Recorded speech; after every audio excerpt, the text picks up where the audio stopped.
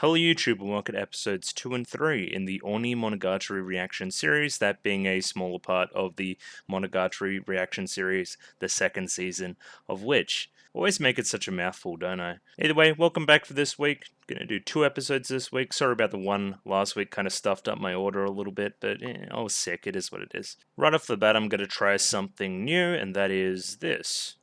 Hey look, this is way easier than what I did before. I could probably even move that slightly, just there.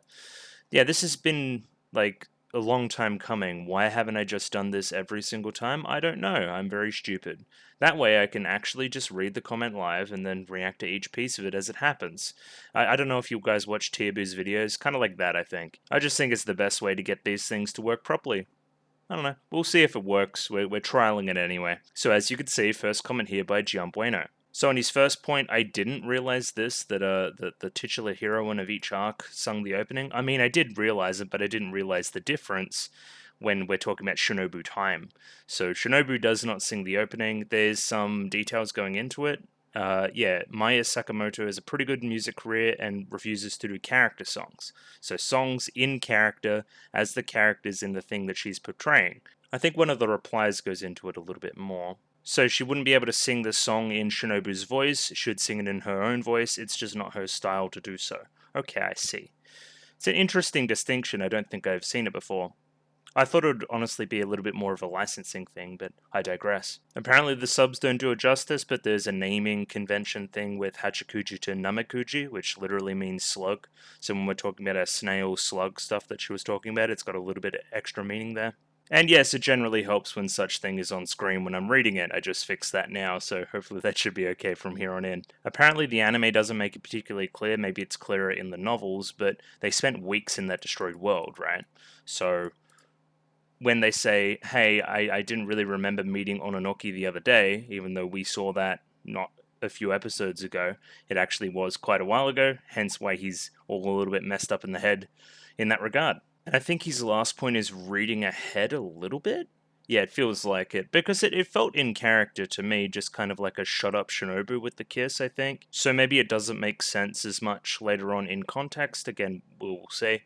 It was more of a, I appreciate you, I don't want you to fall into the same feelings that you were feeling back in Bake, that jealousy, right? Talking back to what we learned in Kabuki, the way that she was actually feeling.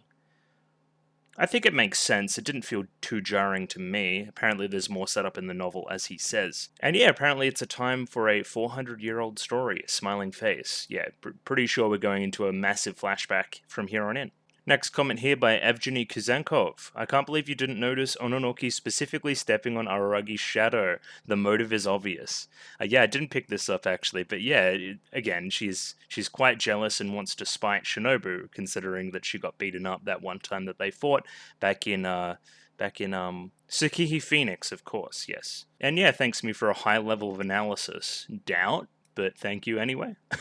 I try. Next comment here by Cochin51.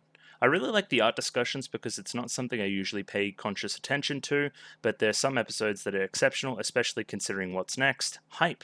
So maybe there's a little bit more stuff with art direction going ahead, maybe going into the flashback, maybe there's some different art direction decisions made when we're 400 years in the past. That would make sense to me. And yeah, just on the whole, this kind of discussion about character framing and like actual frame like construction and why certain stuff works the way it does and why your brain thinks it's good but you can't really put into words why you think it's good. It's something I want to get a lot better at, and it's something that I really strive to be good at, if that makes any sense.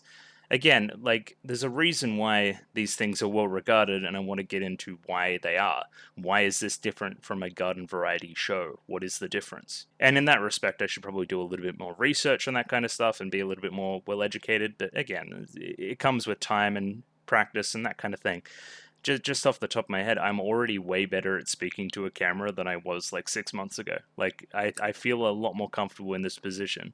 So yeah, again, it's something I want to improve at. And again, improvement is very cool. I like improvement. Harry with the next comment. Interesting that you thought of Augie when he ran the red light and not, Hachikuji. Well, Augie was the one that told the story, but I guess, yes, it was Hachikuji, and Araragi was thinking about Hachikuji when she was telling the story, so maybe I should have switched that a little bit.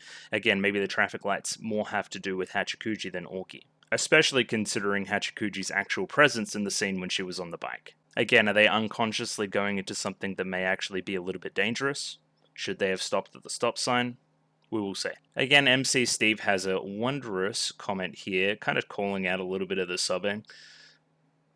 So it led to a little bit of confusion on my end last episode where I was like, oh, is Augie talking somewhere in the middle of the arc? Because I'm inferring that the connection between Shinobu and Araragi is severed at some point, considering that's what's happened in Neko Shiro. So that would make sense to me that it would happen here, and then again, there'll be a little bit of linkage between the two. But that conversation with Augie happens like way after, and the word reminiscing isn't a correct word. It should probably be a different word, recalling perhaps. Because reminiscing implies that there's some kind of, again, severing of the connection, no longer being with Shinobu. But that is not the case based on the events of Otori Monogatari. Again, we will see. All will reveal itself in time. Next comment here by Fats, kind of going into the distinction between perception and seeing in philosophy, and in a bunch of other ways as well. I'm very dark today, I don't really know what's going on there, but anyway, I'm a little bit dark and can still see myself. Shouldn't work. So maybe I'm not very perceivable at the moment. Even relating it to dreams a little bit in this section, sometimes recalling things quite vividly even though there's no literal light data going into my eyes making it visible. So again, if we can infer that the darkness is almost entirely mental, if there's no light data going into our eyes making it perceivable, maybe it's some person's metaphorical past darkness that is coming to light, implied to be Shinobu's. But does that explain Hachikuji? How can Hachikuji see it? Because the implication would be that, hey, it's all in my mental. It would make sense if Araragi and Shinobu can see it, considering they're linking. But why can Hachikuji see the darkness? It's still obviously got some tangible features in the real world, considering it ripped her shoulder and ribbon. So, again, we will see how all that manifests. Of course, they've probably got something more clever than literally like a perception of mental darkness in a physical form. That's pretty basic. Last couple comments here. Creator, here comes Lolly Monogatari, and 9 likes on this one. So there might be some lolly type operations in effect, and I can't say I'm looking forward to it. Last comment here by Simon. Simon says he's really burnt out. You don't need to comment every week, Simon, it's fine. And the new version with the smaller screen is better if you only want to show the full picture, otherwise hide yourself when needed. So I'm thinking he's talking about the analysis segment. I prefer it as well. I've used it on all the series now going through, and yeah, it's just a little bit more comfortable. Also makes the file size way smaller, which is nice too. Again, I'm not very good with this whole video production stuff, so if the file size is smaller, it renders quicker in my editing software as well, so it's nice. I appreciate that. That'll do with the comments this week. Let me know if that new style worked a little bit better. It was still a little bit wonky, a little bit trial stage, but we'll see how it goes. The recap is here. So we start the first episode of Onimonogatari with a little bit of an intro with Augie, Shinobu, and Araragi. It's a little bit kind of outside of the show. It's a little bit Araragi like fourth wall talking to the screen a little bit, which is cool. Again, Augie is being framed in all of these, the last 3 arcs basically, as somebody that is starting stuff, that is the progenitor for the story being told. Hugely influential, pulling strings behind the scenes, all this kind of stuff. So definitely keeping an eye on Augie. After that, we jump into the opening, which is a bit of a departure, but we'll go into that a little bit more later. We're teasing kind of a 400-year flashback. So we're going back to the old servant, we're going back to, I guess, not ancient Japan, but you know what I mean, historical Japan. But first we're back to August 21st, that is post-Kabuki Monogatari, walking to get not Shinobu's backpack back, Hachikuji's backpack back. They get talking about snails versus slugs versus hermit crabs versus what does the shell mean. There's all sorts of conversations there, which we could dive into about Hachikuji. Is this going to be a little bit of a Hachikuji arc in disguise? So we had like the Hachikuji arc where we went back to save Hachikuji that wasn't really about Hachikuji, it was more about Shinobu, and then now are we getting a Shinobu arc that's about Hachikuji? That'd be a little bit funny. Either way, Hachikuji just seems a little bit off, a little bit sad about the whole affair, really. So, again, keeping an eye on it. Araragi gets the backpack within the 10 seconds after a little bit of a comedic scene there. And then in a split second, Araragi and Hachikuji both see this unperceivable darkness. And this darkness is always chasing them, always the same distance behind them, though unperceivable because it's not generating any light. But they could still see it. They both run away on the bike. At one point, the darkness grazes Hachikuji's shoulder a little bit and takes some uniform and a bit of the ribbon, and it seemingly acts like a bit of a matter-destroying mass following them. That seems like the stakes. If they go inside it, then they might just die. They might cease to be. They then meet up with Yotsuki, who saves them and takes them away to a safe location. They talk about a variety of things. They kind of expect Yotsuki to dive into why this thing is here and what it's doing and explain everything. But again, that's not her role in the story this time. Instead, they ask questions like, what is Yotsuki doing here? Where's Kaganui? Where is Shinobu? What the hell was that darkness? It's not an aberration, so what is it? And we get answers to all of those questions there. The last little bit of the Yotsuki scene, she decides to get some revenge on Shinobu by kissing Araragi and then saying, oh, you cheated, and then running away. So that was pretty cute. Araragi then tries to sexually assault Hachikuji before getting vampire punched, and then Shinobu is jealous and stuff, and Araragi keeps trying to change the subject to the actual darkness at hand, but then kisses Shinobu on the lips to try to shut her up, basically, and get her back on track. But again, to also show her that she's wanted and she's, very important to Araragi. Shinobu then calms down a little bit and explains some stuff about the darkness, i.e. she saw it 400 years ago when she first made her way to Japan. It has some implication to have something to do with Shinobu. She is quite worried about the darkness. Lots of different stuff we could talk about. It's also not an aberration, so it's less solvable, I guess we could say. Either way, I've got my ideas segment that I'm keeping around for Monogatari. Again, I don't really have it for Symphogear, but I think it's worth it to have it for Monogatari and Lain. Again, these shows are a little bit more idea-heavy, as opposed to Symphogear, which is a little more action. So I've got darkness ? What is the darkness? I've talked about the manifestation of negative emotions from the past. Again, some baggage from 400 years ago. Again, that was a huge part of Kizu, her not understanding why the first servant killed himself, and what it means to be human, and all these other things, right? And these atrocities, and can you continue to do them every day? And when did Shinobu lose her humanity? These, again, huge themes in Kizu. We're talking about snails and slugs without a shell, without something to hold something important to you. Hachikuji considers her backpack simultaneously very important and not important at all. It houses nothing of importance to her, but it was also the last thing that she was taking to see her mother. Again, food for thought. Traffic lights. We're keeping this traffic lights idea around. Red means safety, means don't go over there, but simultaneously means danger is over there, so stop. So again, there's a little bit of a contradiction there, along with a green light meaning safety, but even though it says it's safe, it's also proportionally not very safe, considering that always stopping would always be safer. Again, there's lots of discussions about traffic lights and how they work. I've just got past ? I think I'm going to go into a little bit of an art style change discussion there. I think we're going to use this kind of ED art style a little bit more in these flashback scenes. I think they may be narrated a little bit by Araragi and Shinobu. A little bit mystery, science theater kind of stuff. Got to talk about color contrasting a little bit more. So I noticed that last episode that when we were in the cram school, it was very like heavenly blues and whites, like we were in the clouds, contrasting with some harsh reds when we were in danger.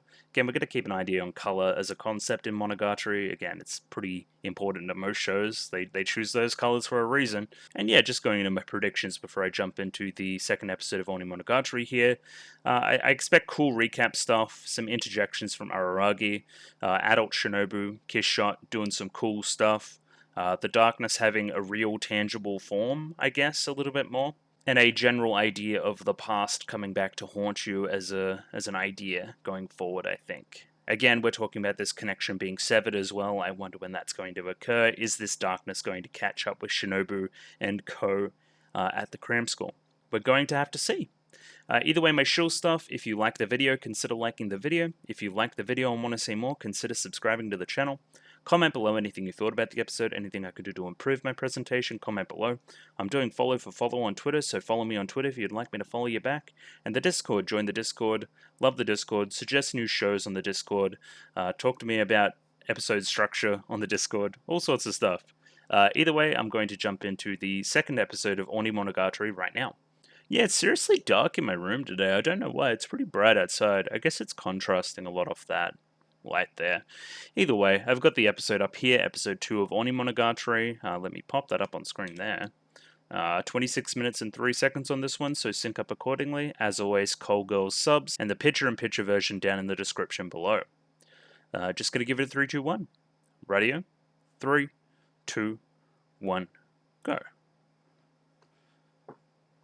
Okay, little preface. Okay, a warning.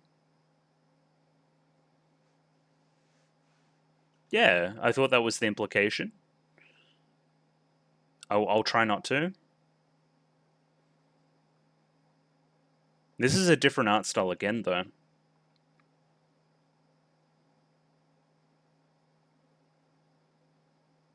I was in my prime. Oh, okay. Vampiric Antarctican. Yeah, there isn't. It's true. Or maybe that's what they want you to think.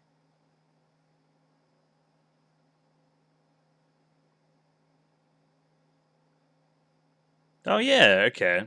That's interesting too. You need human perception to be an aberration. I wonder how long we're going to be moving this way. Hmm.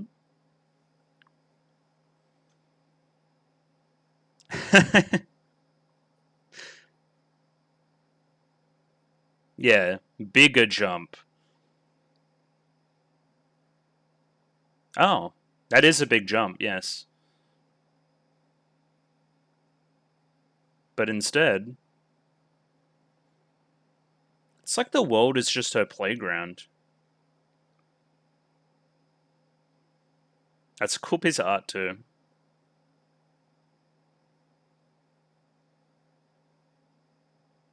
Okay. Good for nothing demon. Oni. I like that this is the only opening that I could probably sing. Like, as well as it just being in my register, it's like in English. Not that I'm going to give it a go, of course.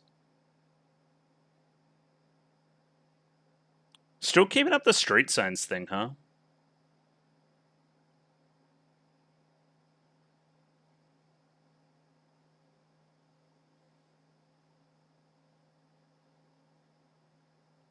Oh, the strings are killer.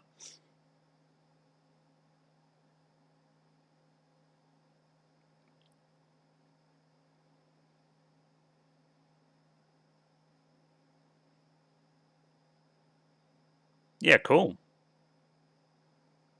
Okay. Now, was that just for the intro, that art style, or is that all we're getting? In Shinobu time? Nah, it's gonna stay around. Yeah, huge ass wave.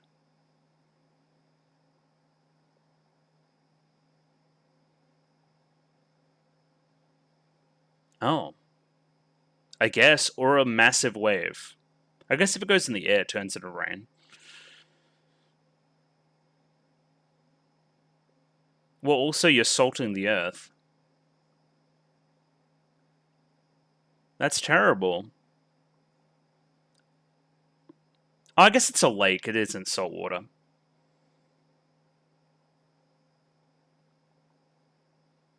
There you go. You caused some good.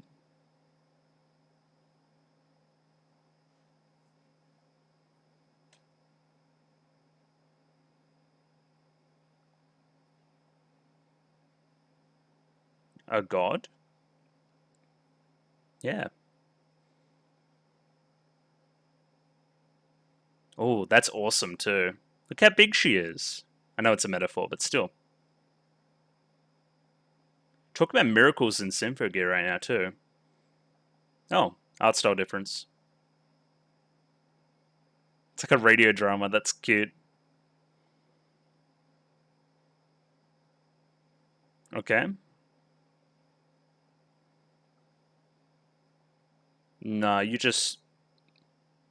sent the water up.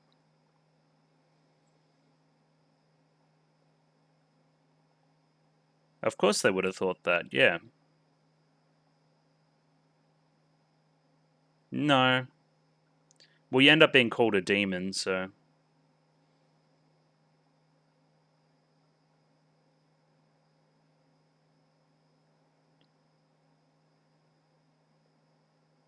Audio's fantastic, by the way.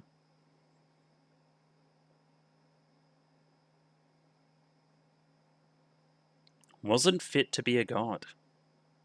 How can we think about that in context with Nadeko?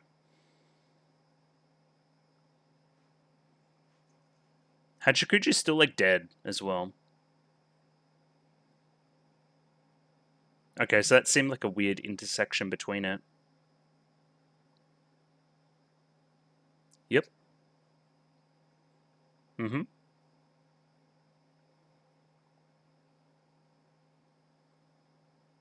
Okay.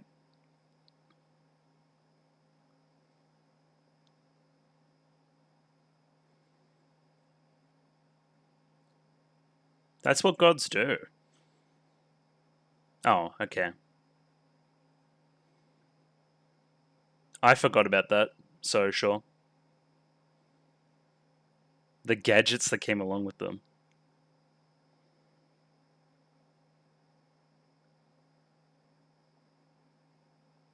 Okay. Okay, I guess we'll see the clothes in a second.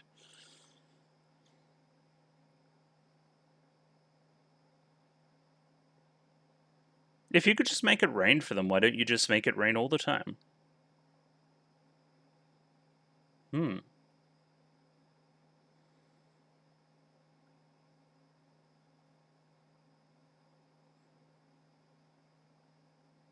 Witnessing.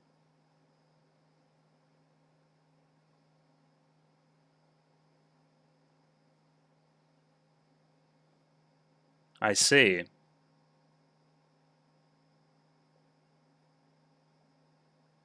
So they need to see you for what you are.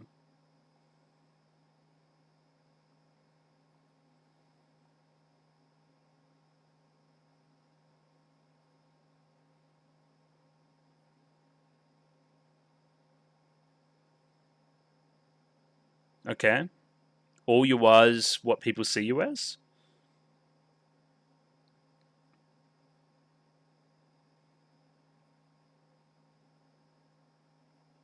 That's really cool, by the way. Yeah, okay.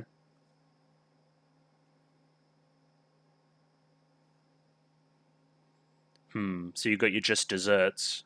That's what he said. Who is he? Yes.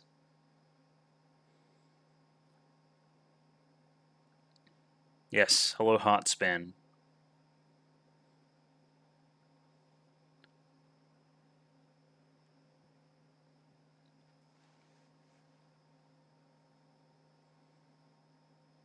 Yokai.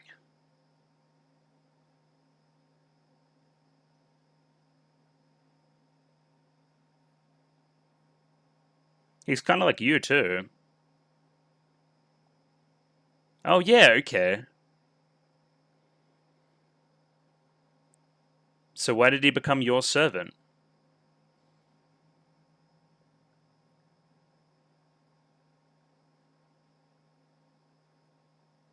Names related to faces?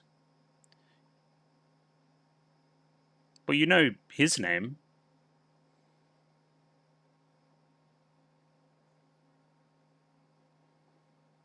Yeah, you have like a million names. Aberration Killer. This feels like a reference.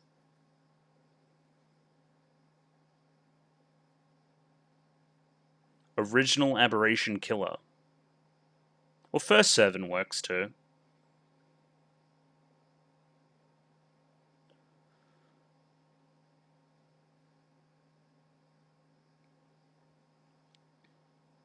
Then what happened?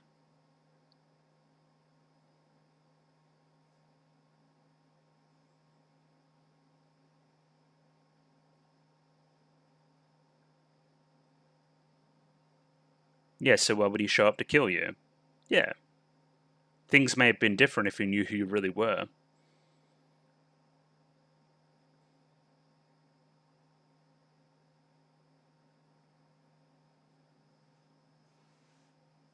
Okay.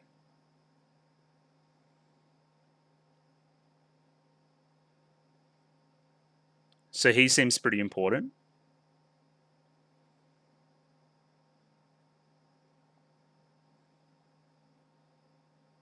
Two katanas.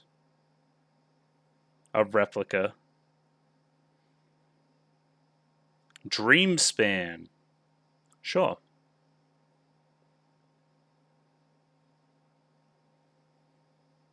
He's like a witcher. That's cool. Aberration Reviver. Okay.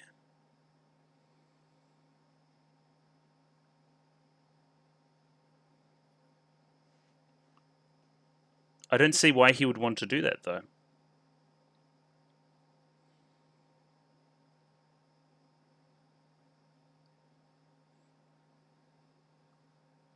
Well, that's nice.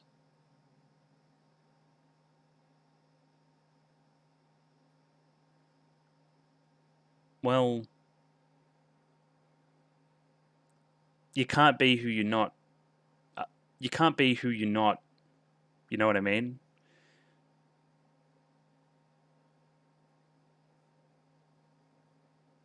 Yeah, even you experienced that a little bit.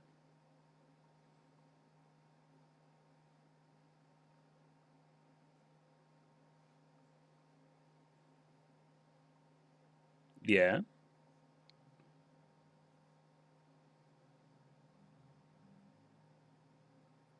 Yeah, you bring the aberrations with you. You bring negative energy.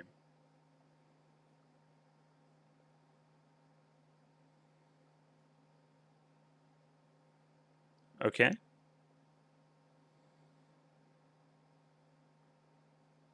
So you being there like threw off the environment.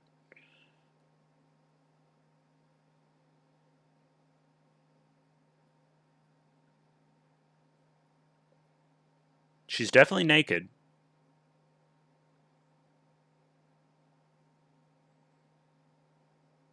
Okay.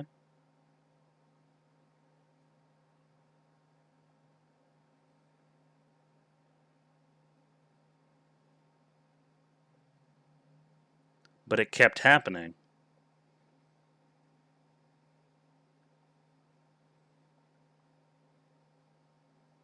Hmm.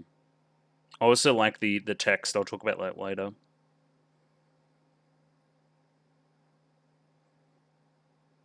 Oh, until there were none. Well, you need people to worship you to be a god.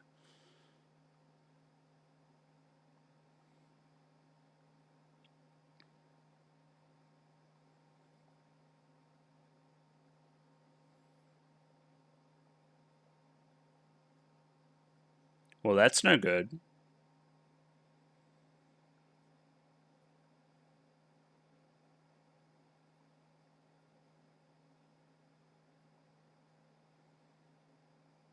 Hmm. Reminds me a little bit of the past that she created, or the future that she created.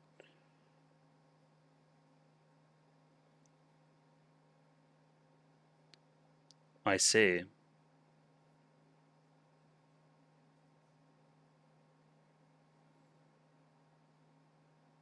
Just knowledge. Knowledge is power.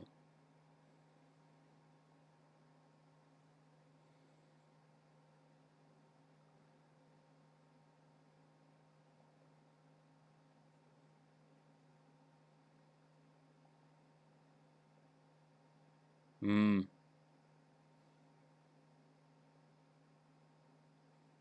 Yeah, the energy has to go somewhere. It can't disappear.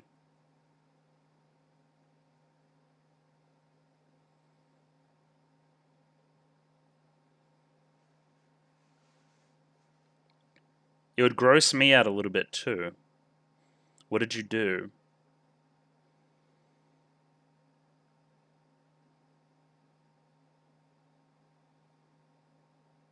It is. Sleep's good.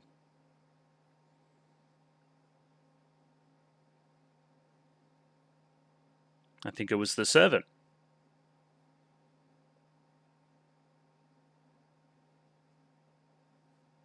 Indeed.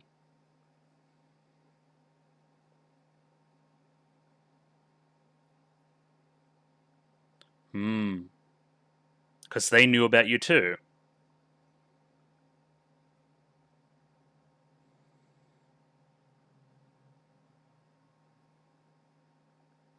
We must investigate this when you know that you're responsible.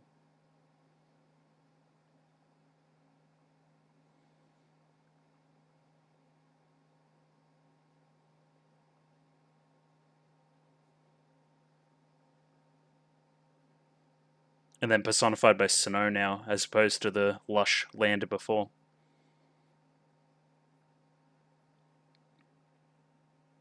This is giving me like huge Kizu vibes right now.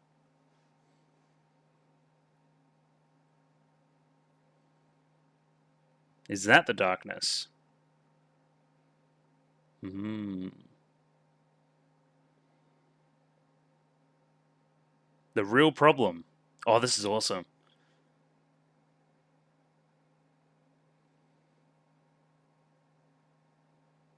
A black cluster.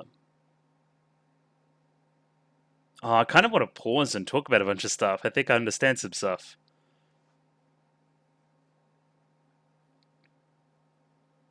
I see. Now you need more of that gone.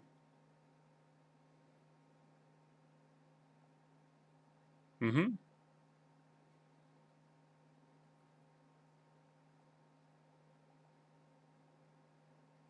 Hmm.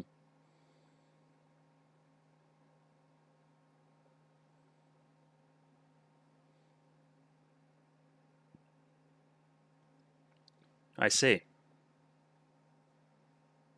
No humans in Antarctica, huh?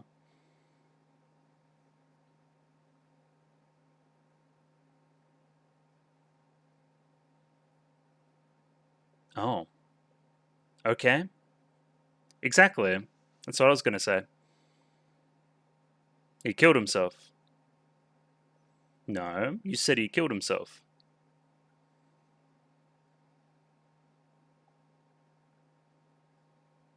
No, he burned himself.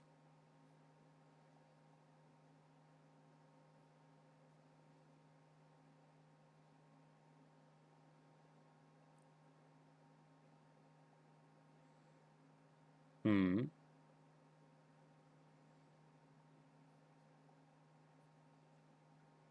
I see. His right hand and wrist.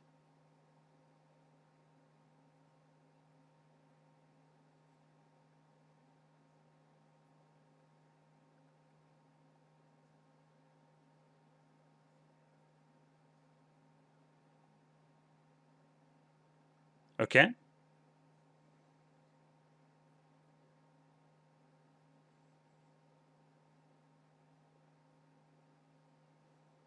Hitoribochi.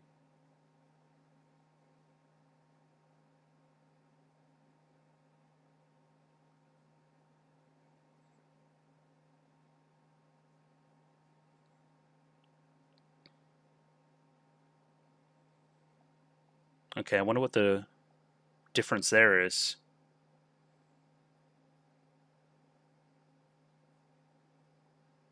Okay.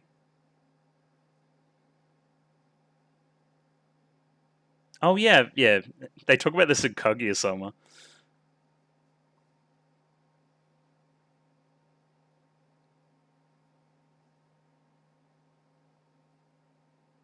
Interesting.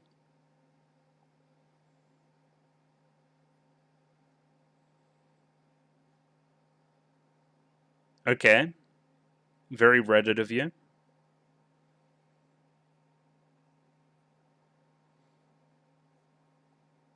Hmm.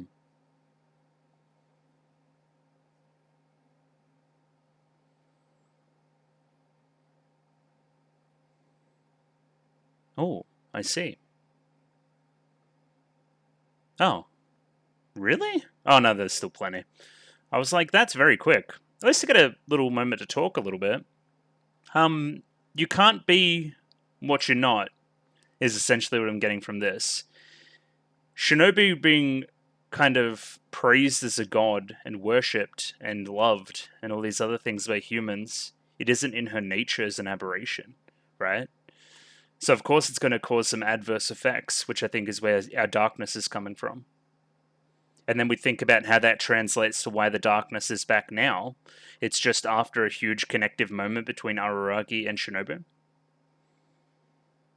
Like, is this what she is? Is this what Shinobu is? You know what I mean? But how does this connect to Hachikuji, who is still lying unconscious, by the way?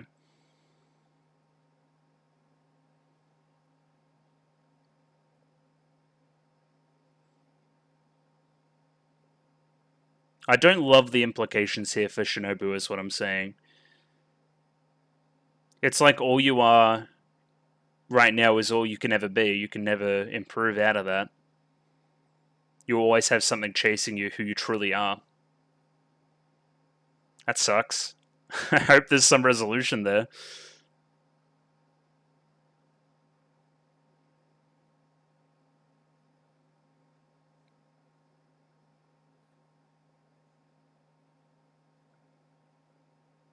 Hmm. Yeah.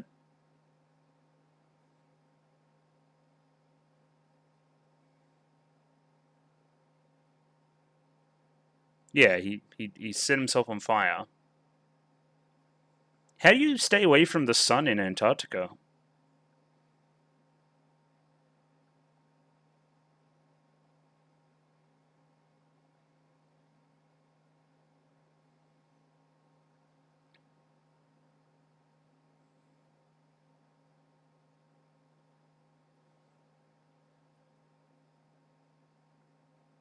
I see.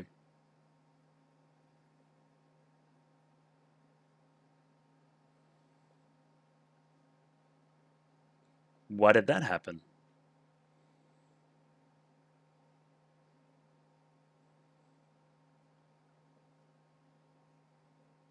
Oh yeah, because he would have been so adversely against that. Hmm.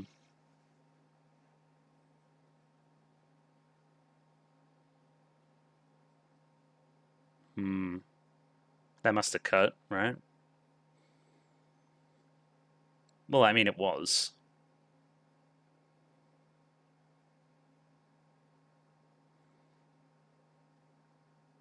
Divine punishment.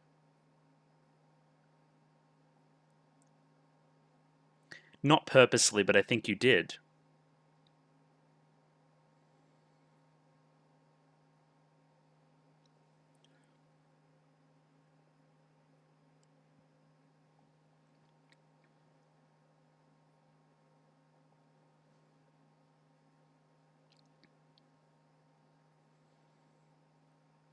Wrong answer.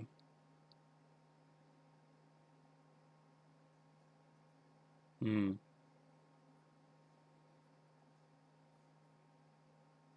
Contrast this with Araragi, like a lot. And then his whole thing about almost committing suicide in trying to help people. It's another different art style again.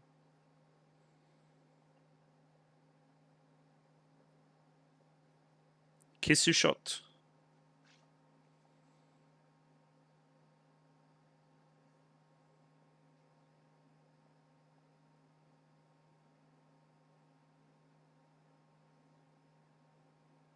Hmm. He's very similar to you.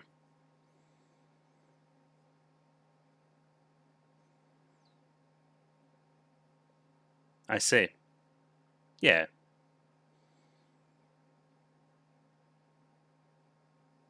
Oh. So I'm literally using him?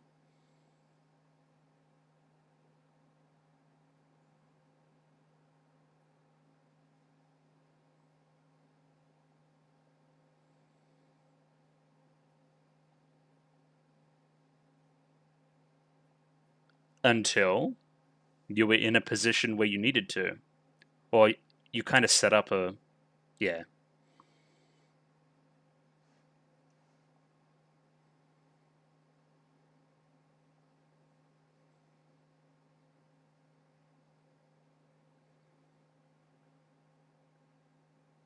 Hmm.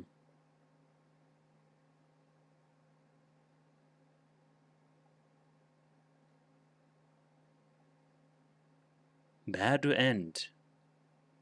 Yeah, that was sad. Well, that was kind of depressing, but I guess I'll jump into a little bit of analysis on it. So yeah, as I just said, that was pretty depressing in a kind of very Kizu Monogatari kind of way. Kind of makes me want to rewatch Kizu, kind of, just to see how it all connects to that and what we know about that and what Araragi does different. Because the whole thing with Kizu, right, is at a certain point she decides that this is the way that she's going to die. But Araragi doesn't let that happen. He is staunchly against death in any form, basically, the cease to exist. But he even gives his own life up a lot in the process. Anyway, so Araragi wants to give his life for Shinobu, and Shinobu wants to give his life for Araragi, and there's some kind of compromise in between. So the story with the servant, it isn't really a concrete relationship the same way it is with Araragi. It's a lot more transactional unless Shinobu is emitting a lot of the truth. A lot of it takes place in Antarctica, but even before that, it was merely, hey, I just know who you are, and you're the only one left from this darkness, right? And the darkness, let's talk about it a little bit. It is pretty obviously the manifestation of this energy that Shinobu gives off, right? This energy that draws in aberrations. If that energy isn't being created in the same way it normally is when she's a vampire, when she's a god, it's interpreted differently, and then it may turn into this hulking mass of her actual nature. That's what I see it as. You can be perceived as this god and loved and live in paradise essentially. You can be worshipped and have lots of friends and create human connections and do all this other stuff. But you're never going to be able to run away from who you really are. And that's what the darkness represents, I think. Which is kind of depressing because then this is just the retreading of that. This is Shinobu finally starting to get admiration and live in a little bit of comfort and have some good things happen in her life. And they all just kind of get taken away, right, by this darkness. I really wonder what our solution is. I really do. Either way, I guess I should talk about this episode from a production perspective. It is a bold choice to have the entire episode essentially be storybook based. We're going to continuously scroll like this for most of the episode and see different images portraying this past type situation. The art is fantastic. I'll get that out of the way now. I also understand if people don't like it. It's essentially not even animation. It's just images. And it's good images and it's good art, and the story being told is engaging because we have the engagement in it. But again, this isn't a standout episode from a production perspective. It certainly is unique, but yeah. I think the most impressive part is the timing of it all. So we have this continuous scroll that doesn't stop, that keeps the same momentum, kind of like time moving forward, never faster, never slower than it normally does. But we're also keeping track with the images on screen being relevant to what Shinobu's saying, so the timing of the dialogue in the images in that respect is really good. And I guess I'll just play the episode how it is right now and just pause when I see interesting stuff, but I don't think there'll be as much as other episodes just from a visual perspective. There'll be a few little text pieces to read, but other than that, I think we should be through to episode 3 pretty shortly. Even from a sound perspective, the same soundtrack going on basically the whole time too. Just kind of, I guess I would call it foreboding ambience, I guess. I guess we don't rush into any massive, action, tempo, set piece music in any of it because there is no action set piece to soundtrack. You know what I mean?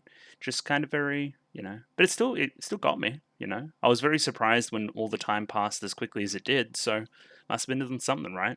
Kind of warns Araragi not to get jealous, but I don't even understand what there would be to get jealous about. You know what I mean? Their connection wasn't nearly as strong as the one we've seen between Araragi and Shinobu now, in current time. It's not even the same ballpark. So I forget where she's initially from, but isn't it Transylvania, like that kind of area of Europe, that's where most of your vampire type creatures are from. It would explain the hair too. Either way, she was in Antarctica for a while, which is a really random spot to be, but I understand why they picked it as a location. We're contrasting lush environments and then slowly turning to snow, and then we're jumping right to where the snow is, where all the ice is, and then we're contrasting that again with the heat death of the servant. So the main problem with Antarctica is that there were no people. No people, and perception of aberrations is so important to generating power, right? That's a huge theme in Monogatari. So if you don't have any people around you, it's the whole philosophy thing, like if I can see it, like I can understand it, and that gives it power over me. You know what I mean? Like we even in a true Lovecraftian sense, like there could be some Lovecraftian monster in my room right now, but as long as I don't give it any credence or any control over my psyche, then it's fine. It can be there. Like Cthulhu may be up there somewhere, like I don't know. Penguins and polar bears aren't going to talk about me even if they witness my immortality and my monstrous nature. Yes, true. They do not have the cognitive thought of humans in that regard. So she wasn't going to freeze to death, but somehow she felt her existence begin to weaken. Again, not being perceived. But again, being perceived for your monstrosity more than anything else, right? You're not being perceived for your monstrosity in Japan, right? And what does that result in? Something in that, I think. She jumps to Japan with a huge joystick pushing jump. Again, calling out Yotsugi in the process. Like, she's not even anything close to me. Of course, always very smug Shinobu. So I got confused here initially. I thought she was jumping into the ocean. Then I thought that when she made it rain, she would salt the earth. But again, it was just a lake. So fresh water, all good. Liven up the country that was in a drought for sure. By annihilating this lake, it starts the story of a good-for-nothing demon. Oni, that's our word there. The opposite of a god, right? That's what we're getting at in that respect, I think, right? No matter how much I try to play a god, I'm not, right? I'm always a demon. That's just my nature, and I can't overcome my nature. Again, Shinobu time. Again, it's normally named then aberration. Is time the aberration here? I don't even know what I'm saying. That makes no sense. Why would I say that? That makes no sense. The art itself, I guess it's kind of traditional Japanese type art, but I guess maybe I could be fooled into thinking that because they're drawing traditional Japanese things. But I would like to think this wave is in that style at least. Again, I don't want to underrate the art. I think it's really good. So if I say some disparaging things about the pacing of the episode based on the production style, it's never to do with the art, which is pretty great, really. Again, flowing from one wall to the other like it was drawn on a wall, right? Like you're looking along it physically, right? Like it is history etched into something. I like that as an idea too. You can even see almost up here, right? A little bit. Let me get the pen out. Like here. You can see some parchment type stuff, right? A little bit of texture on it.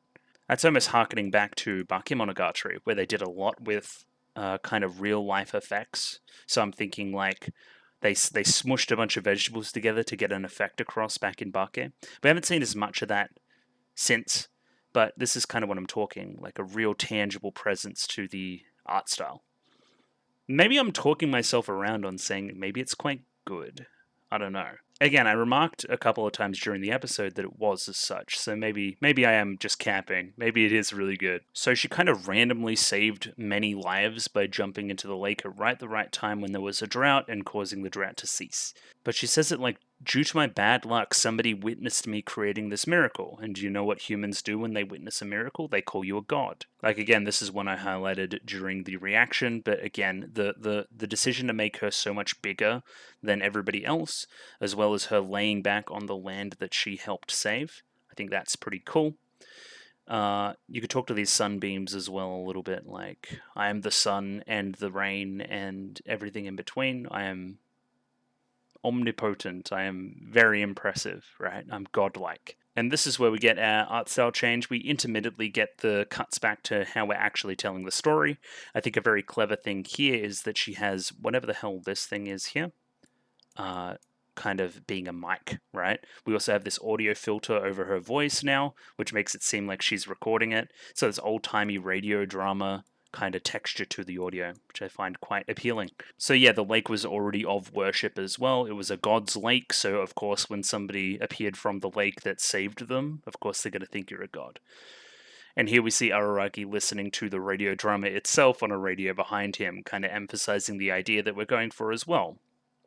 Almost a very 1940s War of the Worlds type energy to it all, right? The colors have slightly changed in the classroom from last episode as well. We still have the blue of the sky, of course. We almost have the desks making up the wall here, which is cool too. But yeah, we're getting a few more pinks in, a few more reds. The danger's creeping in a little bit, right? Or at least some sense of foreboding. I don't think that would last long, you being a god, Shinobu. You're not the type that's alright with merely being revered, you need to be feared as well. Fickle in personality, a vampire fixed on becoming a demon. Her personality, she wasn't fit to be a god. We get this zoom in right on her. The body language here is very matter of fact, like it's just a fact of life that she isn't this way. Clearly a very important line, I think. Clearly. Hachikuchi Mayoi still hasn't regained consciousness as well, so we're going to keep an eye on that. What's happened to Hachikuchi? She did get grazed by said darkness. Like, way before. Does it have some long-lasting effects? Hachikuchi being a ghost, how does that impact the whole situation too? Well, ghost. You know what I mean. Like, this is gorgeous. Yeah, I'm totally underrating the art. The color choices here are exquisite. I love how bright the leaves are. Again, we're going through our seasons a little bit. This is the lush world that she's created for herself. It's almost Garden of Eden-esque. It's like a paradise. But does she deserve it? My bed, to be honest, was at the bottom of the lake that was now gone, so she was sleeping in the lake bed right where she had landed. You may call it a shrine, a very gorgeous building. A building I built for myself. I wanted to be envisioned as such. I wanted to be revered as such a god that was living in such a lush place right where I'd landed. She was falling into that role. And she goes through that, hey, yes, I built this myself. I didn't get my servants to build it. I'm not that kind of vengeful type god, I guess. One thing that I will note, she said that she was going to make some clothes for somebody. Was that Araragi? I thought that was Araragi in real time and then would pan back and he would be in clothes. I didn't notice that he was in clothes, but again, I'd forgotten by that point, so I'll go back and see if he is wearing clothes here at some point. I guess I could skip ahead a little bit. What am I, 6 minutes, 3 seconds? Like right at the end, right? Yes, he is wearing clothes. He's got a red shirt on. Very cool. We'll keep an eye on that. Like, this here is almost very fantasy in design, this castle, right? Here. Like, fantastical, like, magical type castle, like an elf made it. It's not very Shinobu.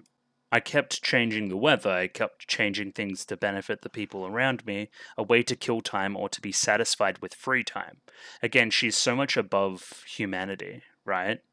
And in Kizu, when she sees them as so much lower than her, this is why, right? The humanity that she knows, at least based on this example, is one that either worships her or despises her, but mostly worships her, and stuff like this, which is very easy for her to do, she's satisfied in the free time, like, by helping these lowly creatures. It's like starting an ant colony and then giving them a bit of sugar or something, right? That's how she sees this right now. Of course she isn't going to think humans are that important in Monogatari. I thought my power would continue to manifest as long as they were still witnessing me. However, they weren't witnessing me as an aberration, as a vampire, right? They were witnessing me as a god, which is very different. There was no way that her powers would revive. I don't know what she means by this. But I don't need these powers in the short term, so it isn't an imminent problem, right? If you play the devil, you become the devil, and in that case, if someone calls you a god, you become a god. Again, perception's very important. This is very different to the one we saw before, where she looked very, I guess, magnanimous. Here she looks a little bit, again, very, very almost isekai final boss, very demon king type look. What I should have done, in retrospect, was to reject the treatment as a god and depart once I realized the region had no vampire legends. You could simply say that I got my just desserts for playing like a role that I don't deserve. And that's what he said. That's right, my first minion. And I'm guessing that he would have said this after learning everything in Antarctica. He was the one that kept fighting through those peaceful days, implying that other people weren't fighting, implied that maybe that's why he didn't get initially targeted by the darkness as much. So he is an aberration killer, as we later learn. We're calling him the original aberration killer. He can be considered a vampire hunter, almost like one of those specialists. This shot here is very interesting. I like how we've got our stained glass as an idea in the scene. This is way more disheveled and dark than the kind of cram school we've seen in this, I guess, arc up to this point, right? This is where we start to see the ugly underbelly a little bit. She is seemingly also forgetting things about him, right? So doesn't know his name, forgets what his family situation was. Maybe he had something to do with aberration killing through his family bloodline. Maybe he didn't. We don't know. And Araragi remarks that I need to hear his name, otherwise I can't imagine his face. Thus, we don't get to see his face because we're in Araragi's shoes. Names are very important in Monogatari, of course, so understanding someone's name would give us some kind of perception about them. I think that's not too far from the truth, at least in this universe. So you never called anybody by their actual names. Again, you didn't consider humans that important, not until Araragi. Shuish just called him Aberration Killer, which I guess works for what it is. Again, contributing to this idea of not considering humans worthy of such actions, I guess. I called him Aberration Killer just like I'm called now. So Araragi poses that maybe he showed up to defeat you, Shinobu, but again, that wouldn't make sense in the context of the story. Right now, she's considered a god. Why would he want to go out and kill a god?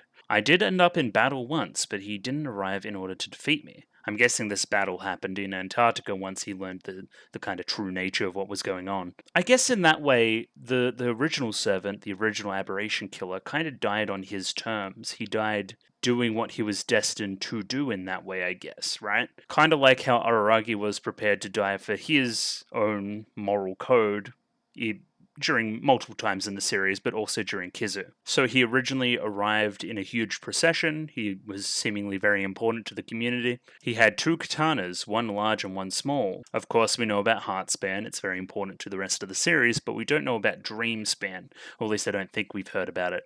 That one brings aberrations back to life.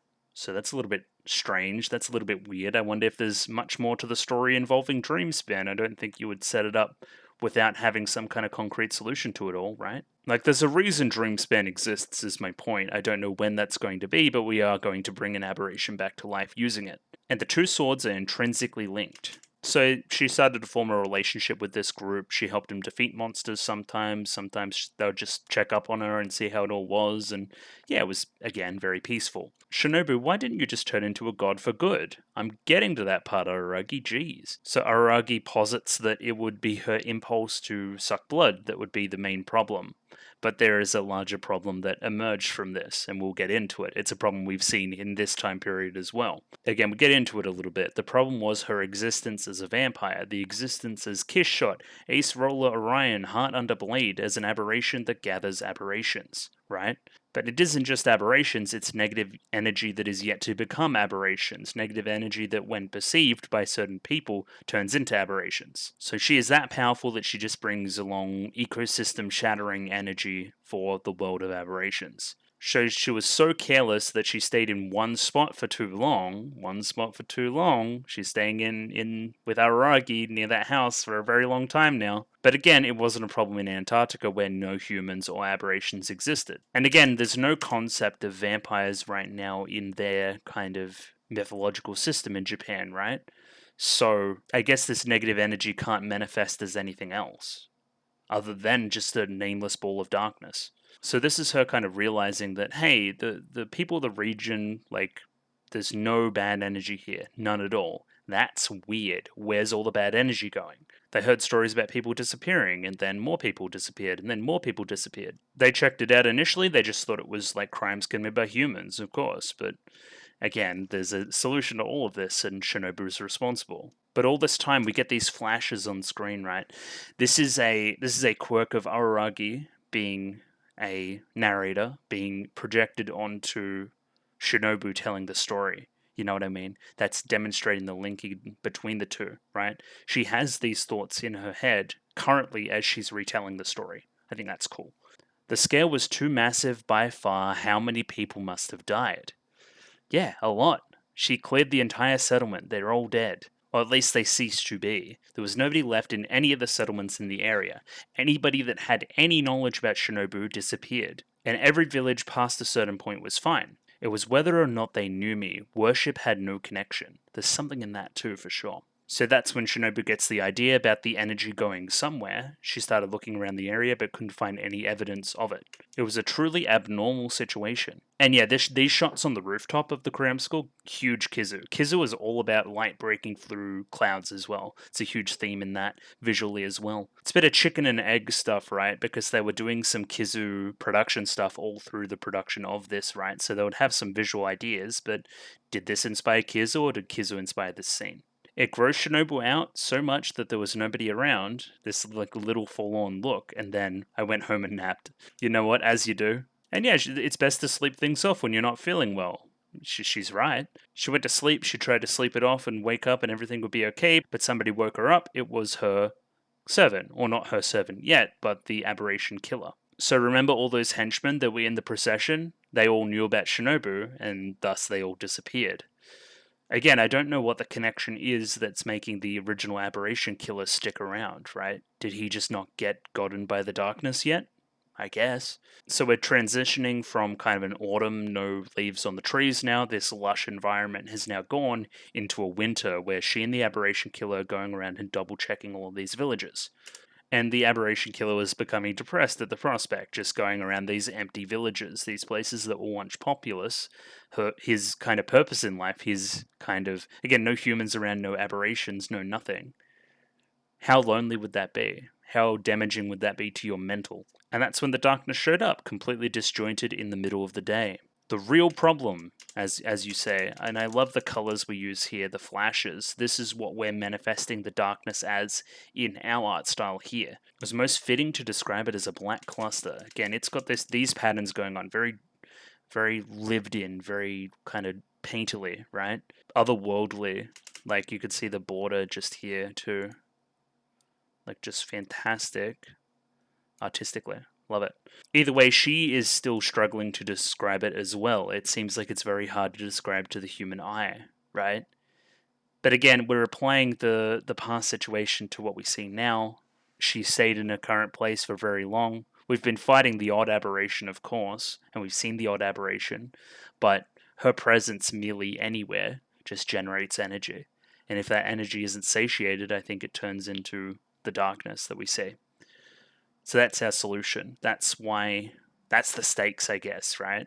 So what are we going to do? We have to sever Shinobu and Araragi to save everybody. Otherwise, everybody will die. We'll just end up in the same situation we did at the end of Kabuki.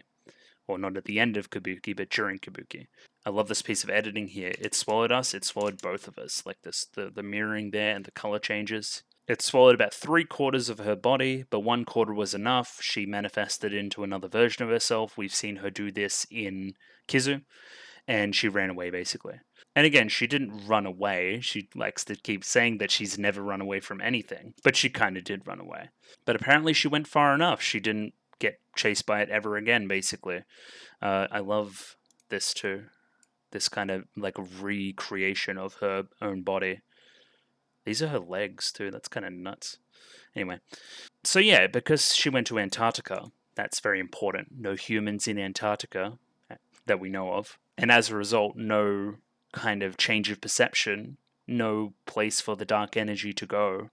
You know what I mean? Humans and perception of humans of her is intrinsically important to her power. The next time she set foot in Japan was 6 months ago, and that was kind of a Kizu type situation, and there was vampire hunters, and then it kind of extrapolates out from there. And then she kind of buries the lead here a little bit. Aragi's like, so what happened to the aberration killer? What happened to your original servant? Well, he wasn't her servant yet. He did get swallowed up by the darkness, the him that existed then, but I created a new him from his hand. Almost his entire body was swallowed up, again, only his hand and wrist. And that's kind of cool because you got a little pulse in there, so there would be something to suck, I guess. And yeah, she jumped down to Antarctica along with his hand and wrist. And yeah, she was all alone. Again, used to having people around, used to being worshipped at this point. she was left with nothing. Only this hand as a kind of memento of what she had done.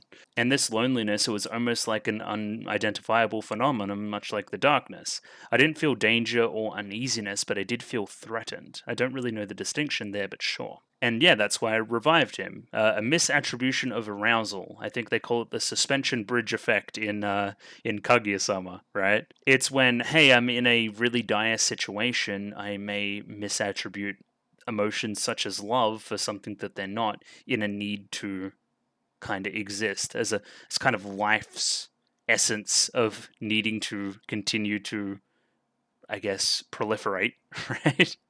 I'm really bad with words today. Uh, you start to make decisions that you wouldn't normally do. You get into a little bit of a desperation mode. And yeah, in Kaguya-sama, it's played off for laughs, but here it's quite serious and really depressing. So she felt something similar to love to the old aberration killer and decided to, I guess, leave progeny, leave something behind, a servant, a piece of offspring from her. And it was very impulsive and unable to be restrained. And the way she's talking about it, we get shots of her, like, in current day, and she's kind of terrified by the whole thing, right? That she even felt this way. That's a very human feeling, right?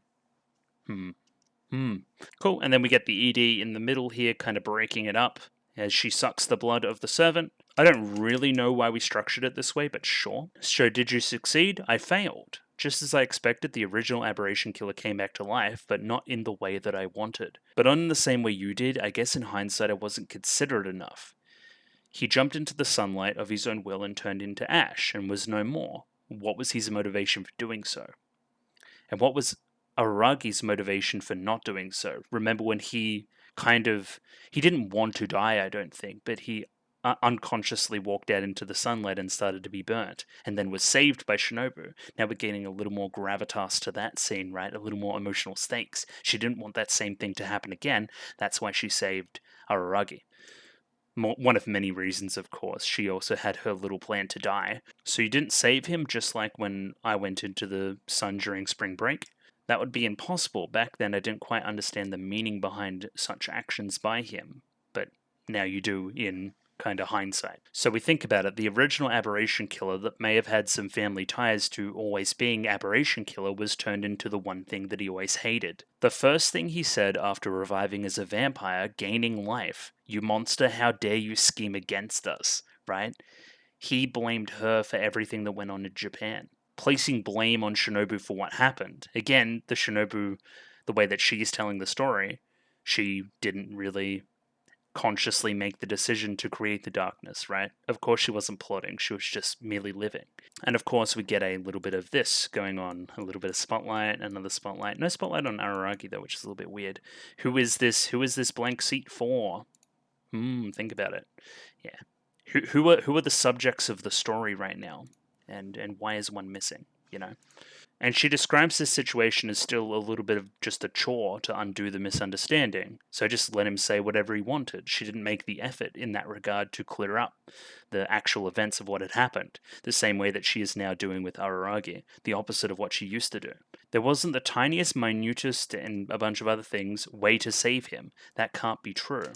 If he was that kind of person, then I wouldn't be here now.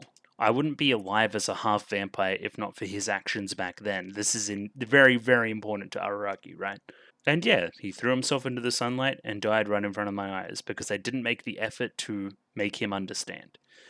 You know, a lot of guilt there for Shinobu. I had even told him my real name while we were in Antarctica, right? Kissshot. In the end, he only called me Kissshot once, right before he committed suicide. And yeah, Araragi continues to stare at this blank chair, again, symbolizing where he could have been in the story had he not done what he did, right? He could have been by Shinobu's side, a part of the story, and Araragi would have been pushed to the sidelines. And again, Araragi here, he's seeing himself in this servant a lot. And he left behind a replica of the demon's sword Heartspan that he created from his flesh and bones, and that would be the one we're using now. And he created it with the intent of killing me. However, we're using it for a bunch of other stuff now. The servant also literally turned into, like, put all of his last pieces of energy into something that could kill Shinobu. That's how much he was feeling the way he was feeling. And after seeing what had happened with him, she swore that she would never make a minion again. But she did, Araragi. She would never drink human blood for any purpose other than for nutrition. And she swore to God that she would do that. Little joke there right at the end, but Araragi doesn't see the humor in it right now. Because in the end, she couldn't hit it off with humans as both a god, because of what happened with the darkness, or a vampire based on their, I guess, intrinsic antagonistic clashing. And yes, the demon's soliloquy, with a bad ending, the curtain falls. And yeah, that's the end of that episode. And as I've said in the past, that was extremely depressing. So hopefully we're moving on to something a little bit more happy. I guess we're going to get sadder before we get happy again here, right? It's a pretty depressing old episode, huh? Anyway, moving on to, I guess, episode 3 in Onimonogatari. Rightio, got episode 3 of Onimonogatari IP ready to go. Let me pop that up on screen there. 26 minutes and 4 seconds on this one, so sync up accordingly. As always, picture-in-picture version in the description below, which I'm sure you know because you already clicked it. Anyway, moving on, and just gonna give it a 3, 2, 1. Radio? 3, 2, 1, go.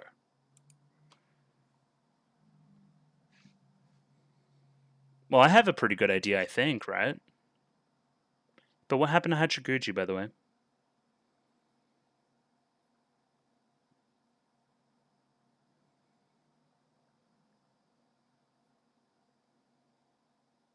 A mystery.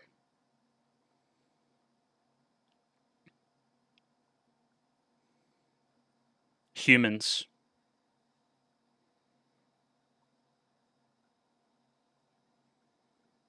I'd like to strike first. Yeah.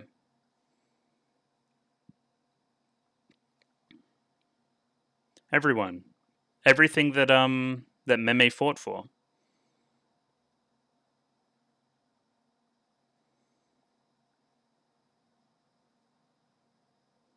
But how will you stop it?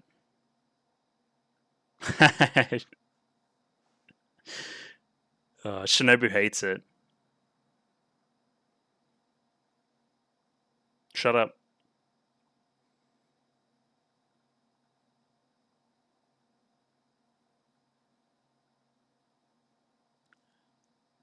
She loved the ice cream. No, you were just eavesdropping.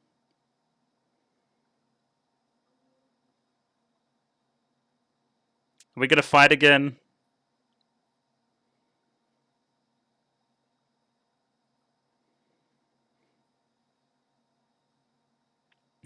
Very smug.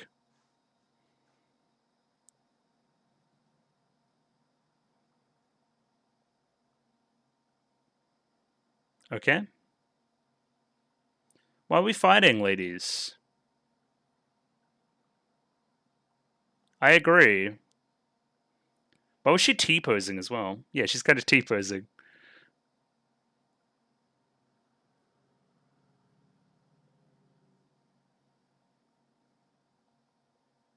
Oh, you just wanted to eavesdrop. Okay.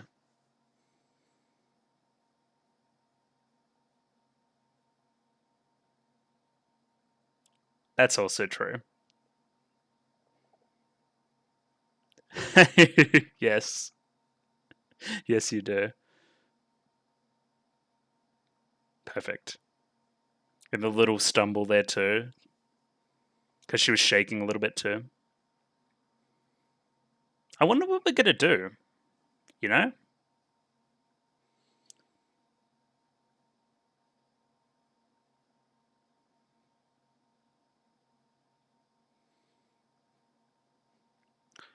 Just looking at my timing too, we might end up in a situation where I do the analysis for this episode at a later date, that being tomorrow.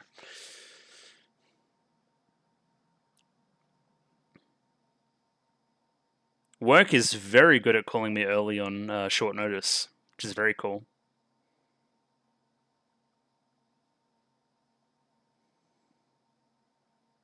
Wait, I saw somebody in a hat there. That almost looked like Guy Nezuko. Maybe I'm just wrong. I've been wrong before, it's true. Yes, Shinobu time. It's Shinobuing time. Stop fighting, you two, honestly.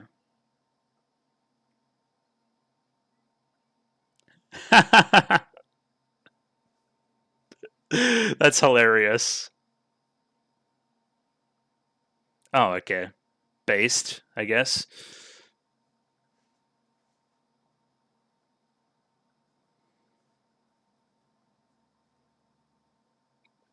Yeah. Shut up.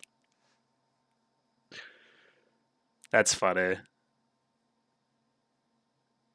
No, it wasn't Giri Giri Seifu. They heard you.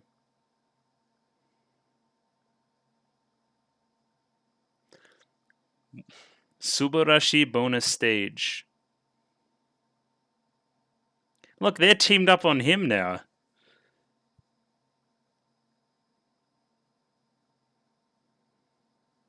I like the orange there. That was cute.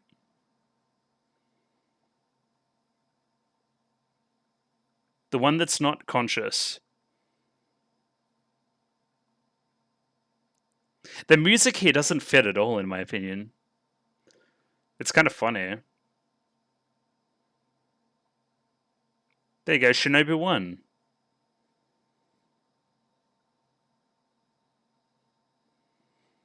Yeah, you're getting played.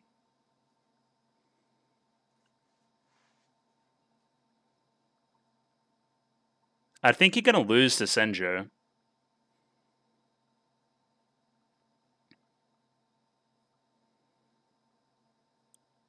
Yeah, change the subject. That'll work.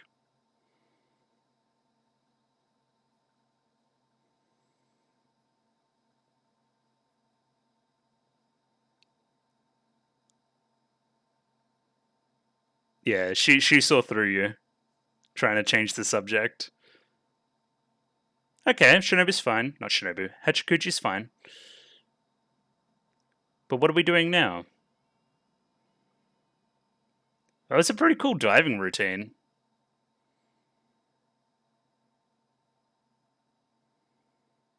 Imagine waking up and seeing that. Like, honestly.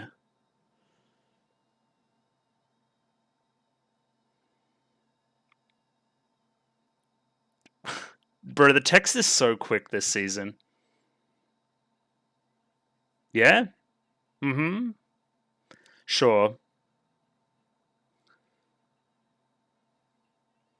It's like Nisei Monogatari never stopped. Somebody vampire punched this fool. There you go. But he would like that. Yeah. This is such a tonal switch. It's funny.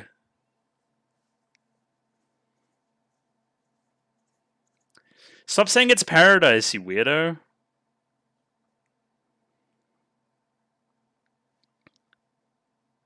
Yes, okay.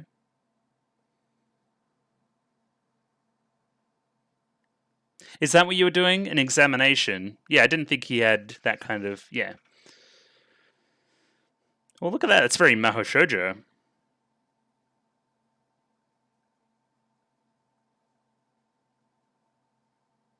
You sure? You get your backpack back.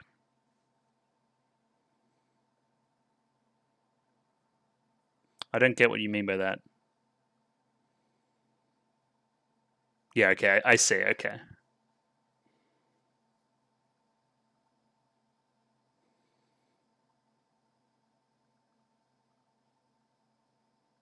He would never do that. He took a trip to Antarctica there. Red light. Hmm? Stop talking about red lights. I don't like it.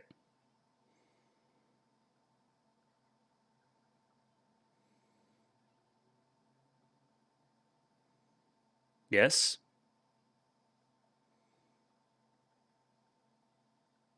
Okay. What are we going to teamwork with?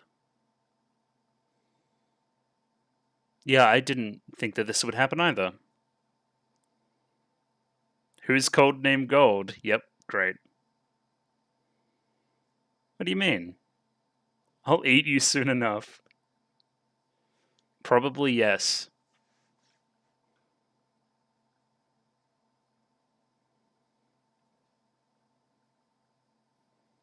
What?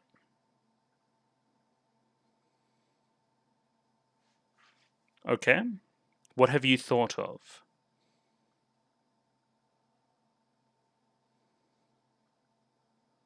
It's now really the time. She can call it whatever she wants.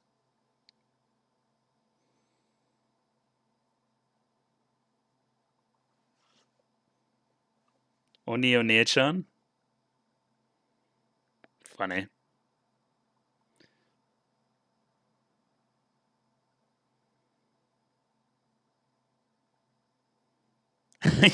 The shadow. That's really cool shadows, actually. Yeah, you already said that.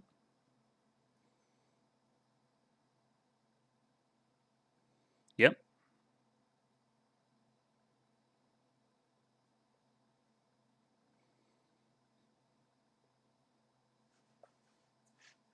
Yeah. Explain yourself. Yeah. Thought so. Okay. She does certainly know everything. Oh, rainbows. Didn't I say that last week? That rainbows and Guy Nezuko? Think about it. Maybe I'm super smart.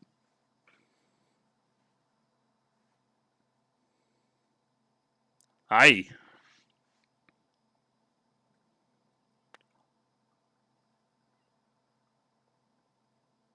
She must survive.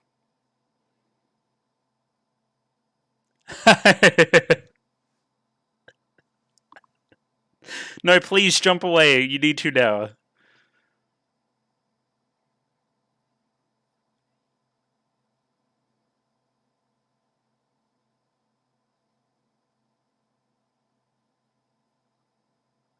Succession version?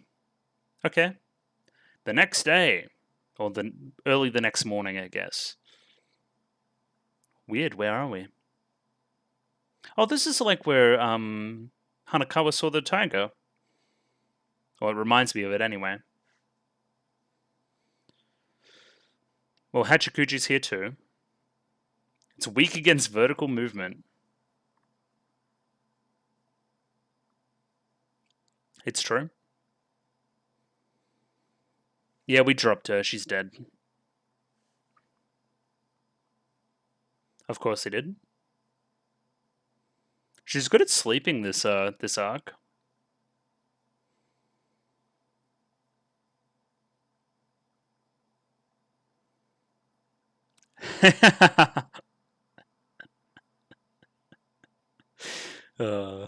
like a sleepover. Ah, she's just making mates. That's good. 12 hours. That is a long time. I really like the vibes here.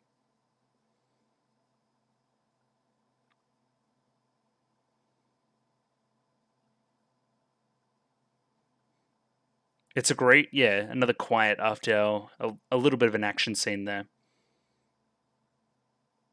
Don't put your finger in her mouth, you weirdo.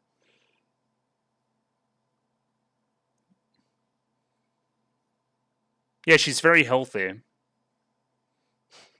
I do not approve.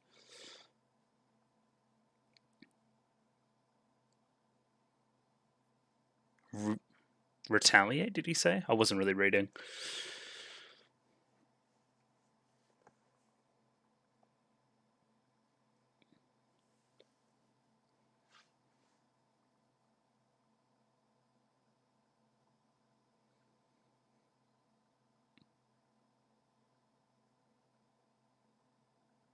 Yeah, Guy Nezuko. It's a lot of text. She's also acquaintances with Meme and Kaiki. I mean, I know that Guy Nezuko's in town, right?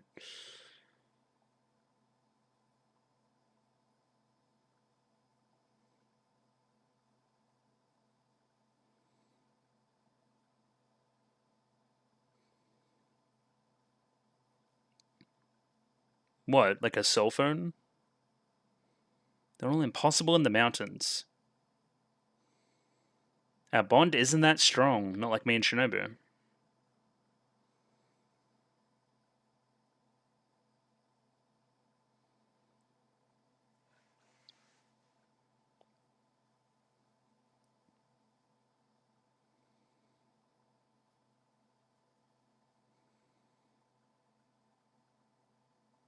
Yeah, where's Shinobu?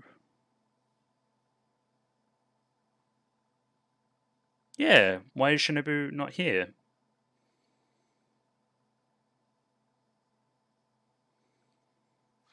Did she get clipped by the thing? Now, is this it? Nah, she's just like not here. I love the color change too. This is the moment.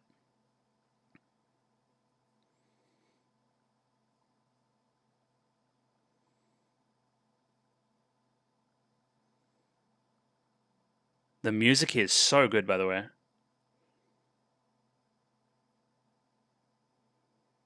Just that constantly evolving melody in the background. I just don't think she's here.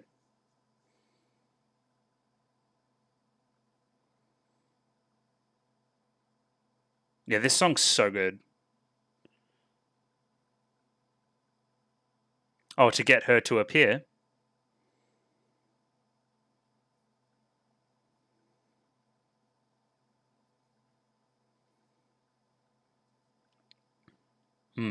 There's no other options for sure. It's good. Yes.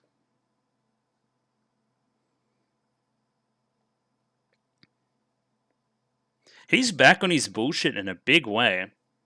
I agree.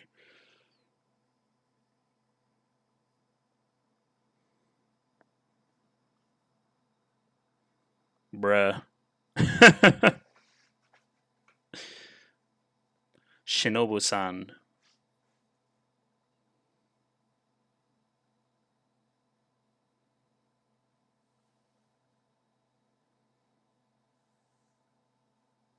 Oh. That would be a way to find her. And that, yeah, she stepped on the shadow before, like in episode 1. Not here. Well, where is she?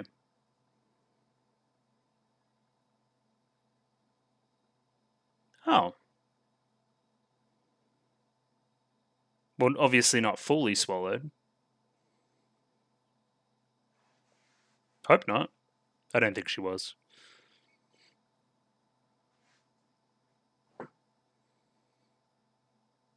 Oh, yeah, right.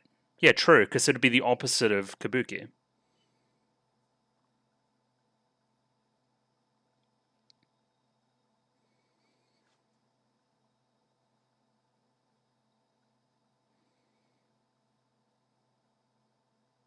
I like the warping here. That's awesome. That's another, yeah, great reason. True. So true.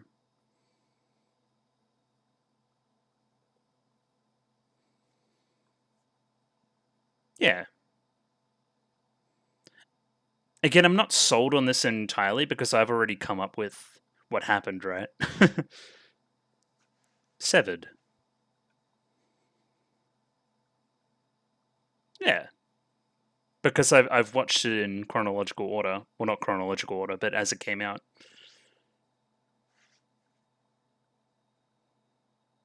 Ooh. That's an awesome scene.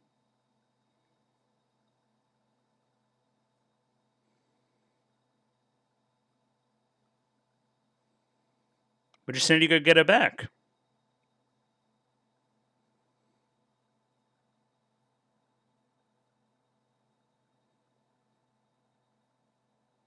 Okay, I hope she was okay then.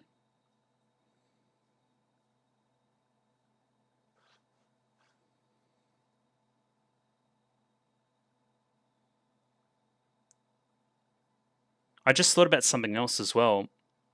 The cram school burns down, but that was due to the tiger, right? Exactly, yes. She's alive. So she hasn't been eaten. But also, Hanakawa may have been sleeping on the same set of desks that Hachikuji was. Don't be impatient. What do we need to do? Prepare? Go see Guy Nezuko? Yeah. Just a little bit of time apart. That'll be okay.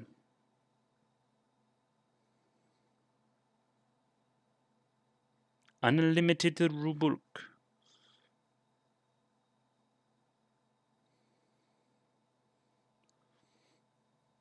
Why not?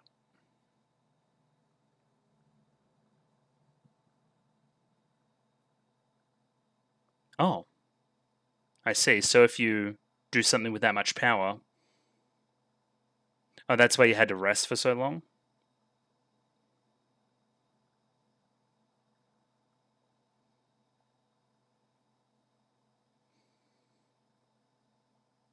Okay, so is this permanent? Is this why he got really fucked up by Nadeko?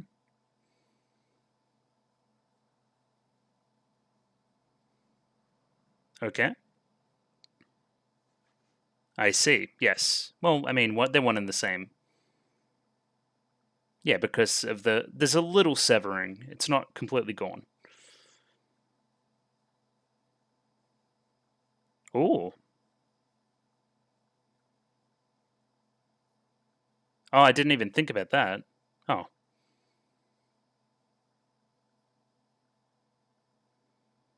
Oh, instead of inverse, it's...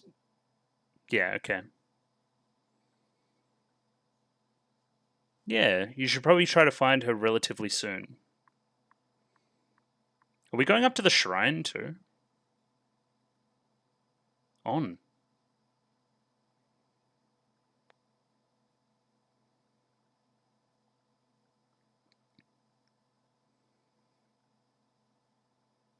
Okay, sure. Whatever you say.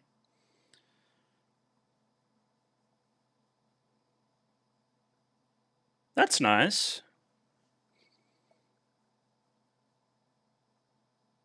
Don't worry.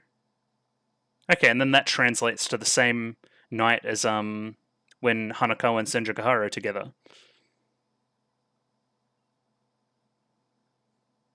Oh, and then that got misinterpreted? Oh, that's funny. So we were super worried about that.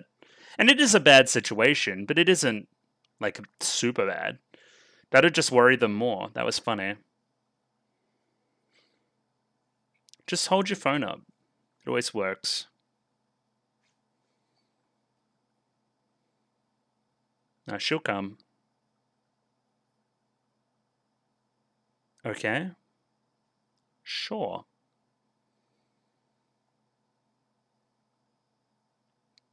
Does anybody even still have a landline? Like, honestly.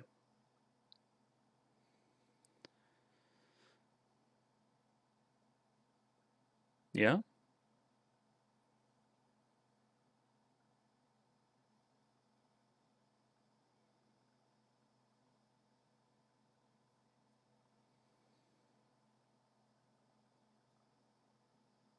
Okay. They also walked all morning, too.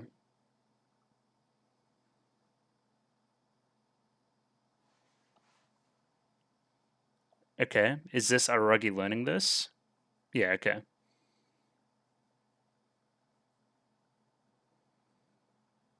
Yeah.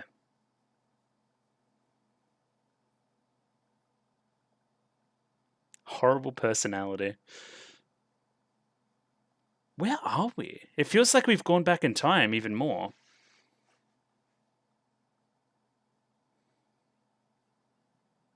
Danois?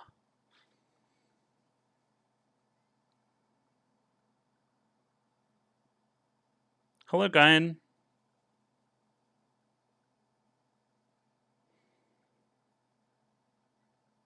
Because I know everything.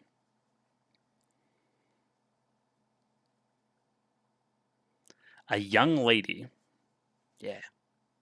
Cool. That's awesome.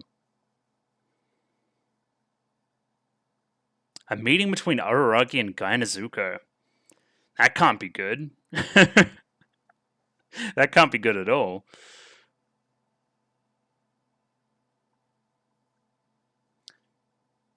I'm thinking more and more about the placement of Otori and why it's relevant here. And I do kind of like it for the mystery elements it includes. You know what I mean? But also in a meta sense of like, I'm not quite sure how to put it into words. Like, this is a really finalistic thing that's happening in the series, and now we're meeting a character that knows everything. Is that going to have something to do with it? Food for thought for sure. Pretty cool episode. I wish we got to the chase of saying that she got severed earlier, because again, if you're paying attention, you would just know. But I guess Araragi wouldn't know. But then we didn't even really play up the drama of it all. We had two characters really reassuring him about it. But again, the vibes in that scene are great. With the fireflies, fantastic.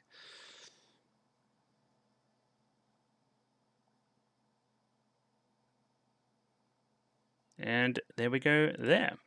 So yeah, as I said before, I'll continue this tomorrow. It's that, or I have 40 minutes to record something, which I don't want to do because that would be bad.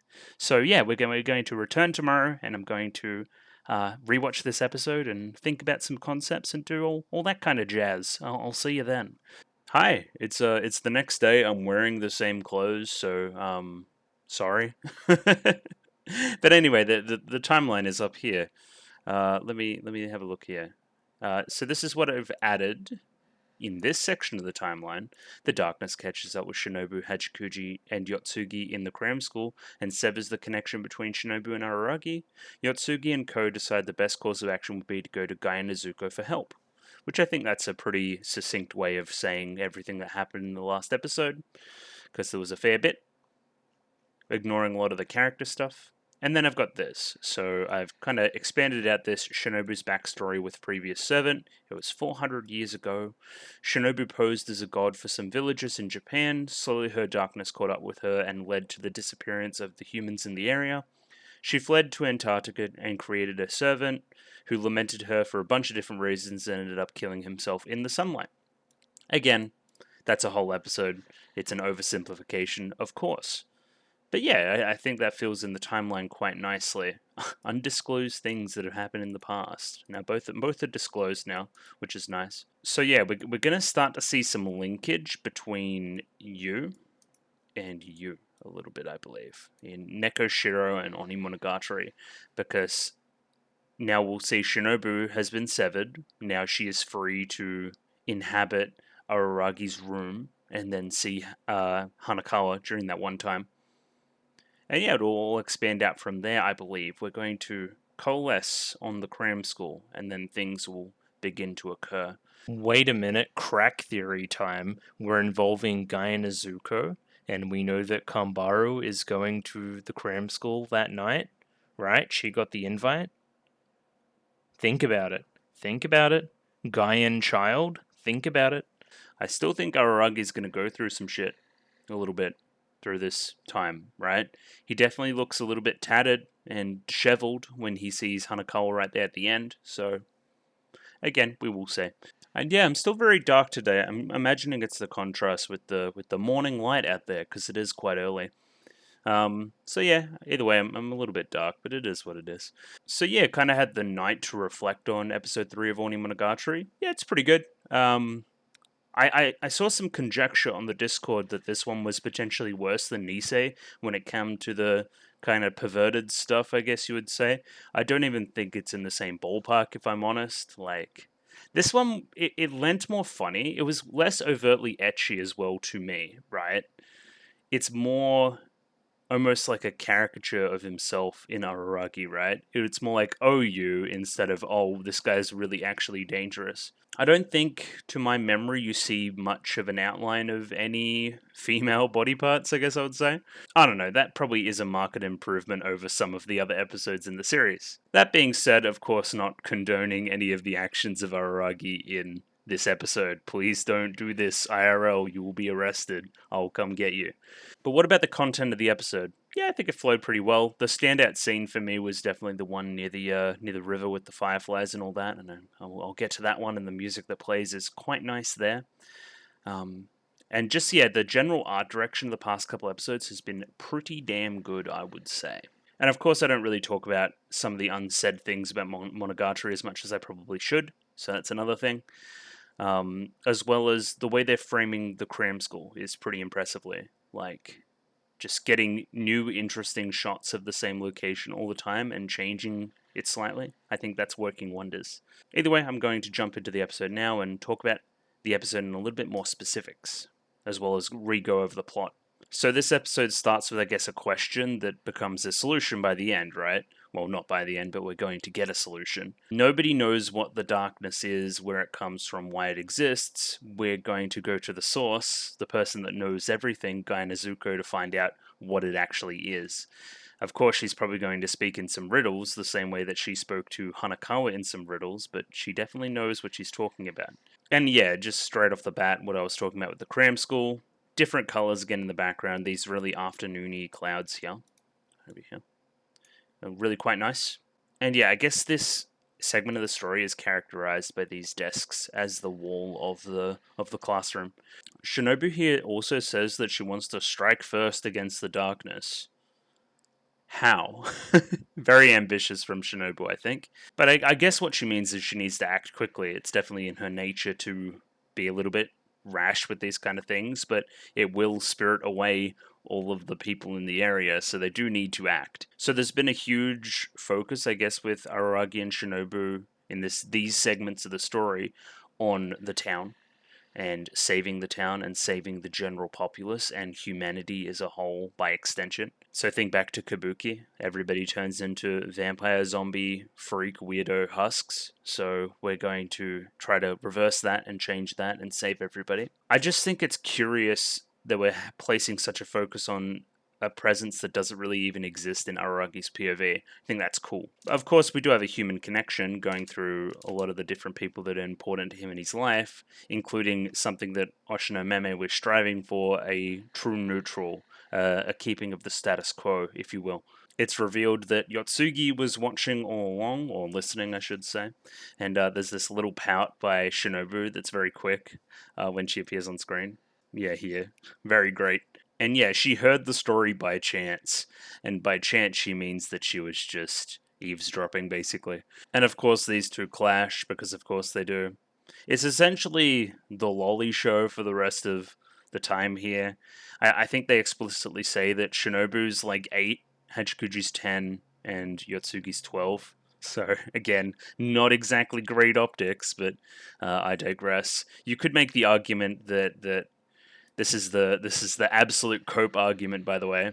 She's actually like 18, and she's actually like 400, and she's actually like 16/100-year-old body. So I don't know. Take that however you will. And yeah, they're fully ready to fight. And yeah, this looks a little bit derpy. Look at this. That's a little bit funny. I kind of want to screenshot this Araragi. He's kind of hilarious. He's like a spaghetti man. Yotsugi says that she didn't lie about going to work. She actually just delayed the work. She just really wanted to hear what she had to say as well. And it's true, if Yotsugi was there, if Shinobu didn't think she had some privacy, she probably wouldn't have opened up as much. It's like, and then Shinobu's like, do I look like such an intolerant person? And I think Araragi's reaction is our reaction. It's also paired with Shinobu struggling to maintain balance on this thing. And then a quick you-do before going into the opening. Great! Bit of character movement, showing off their inner emotions a little bit. Yes, I am too proud to talk about that, something that quote-unquote embarrassing in front of people that I don't trust as much as Araragi. Okay, and then just based on this opening, right, so let's think about the lyrics. In the darkness, moments, secrets, regrets, lies. I don't see it in the story yet. Where are the lies, I guess? Unless Shinobu isn't telling the entire truth about what has gone on. Or maybe is not exactly revealing her innermost motivations behind everything that she was doing. I could see that. She is very prideful, if it is a little bit embarrassing for sure. This almost feels very slice of lifey this episode, so I'm on the other side of the opening now, and Shinobu goes to attack, quote unquote, Yotsugi. But we get a lot of this, like, kind of bouncy, moe stuff, you know what I mean? Like, no one ever feels really threatened here. It doesn't feel much like a drama, if not a kind of collection of characters in one space just having a talk. Like, look at this. There's no drama to this. It's hilarious, right? Now's the time. Get her. It's like, go on, fondle her breasts. No, stuff like that isn't a turn on if it's not one-on-one. Anyway, we can't let. Okay, I think there's a marked difference between what we see here in the framing, between this and other parts of the show. Like, this is obviously self-aware and a little bit of a joke. Like, he's literally standing in front of a blinding light, showing off his heavenly, I guess you'd call it Giga Chad aura at the prospect. Even though what he's talking about is potentially pretty gross. I don't know, I think it just sells it better than parts of Nisei, which I think were super bad. Because, okay, in Nisei, it was less Araragi POV looking at girl and making funny comment about little girl, right? It was more, I'm going to, like, the camera is going to literally, like, pan up her and then back down her, and then she's going to be in provocative positions, and then she's going to be all over Araragi. And it was a little bit more overt, I think. I can deal with this. Is just like again, it's like a caricature. It's like an exaggeration. I think it's funnier. I don't know, call it cope, call it whatever you want, but I think this is different enough for me to at least tick it off, I think. Araragi, surrounded by 3 little girls, calls such a place Shangri-La, because of course he does. Again, like, it's playing off for jokes. You realize you're speaking every thought you're having, right?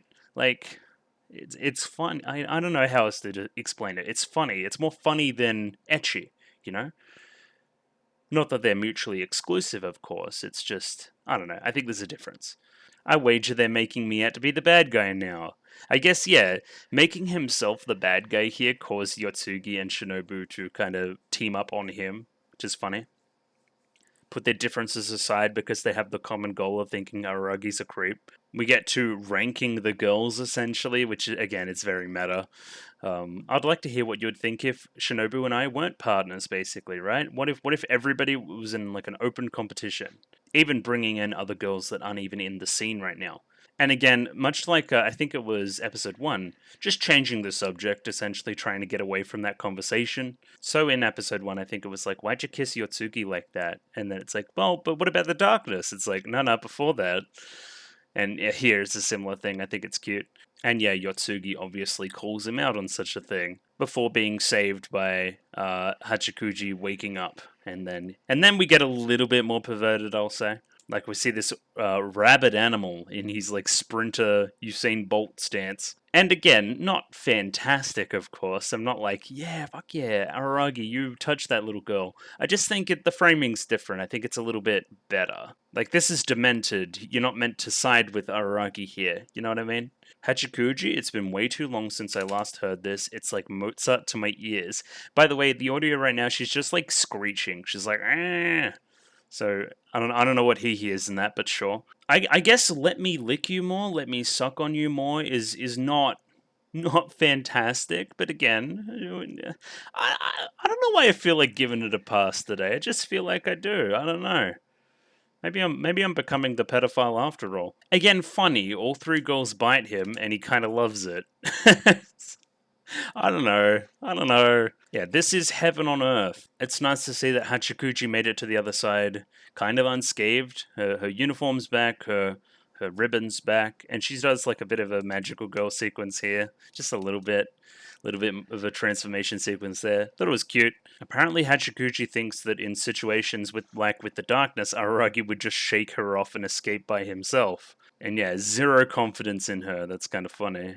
Kind of keeping up this ice theme that we have going on in the arc so far.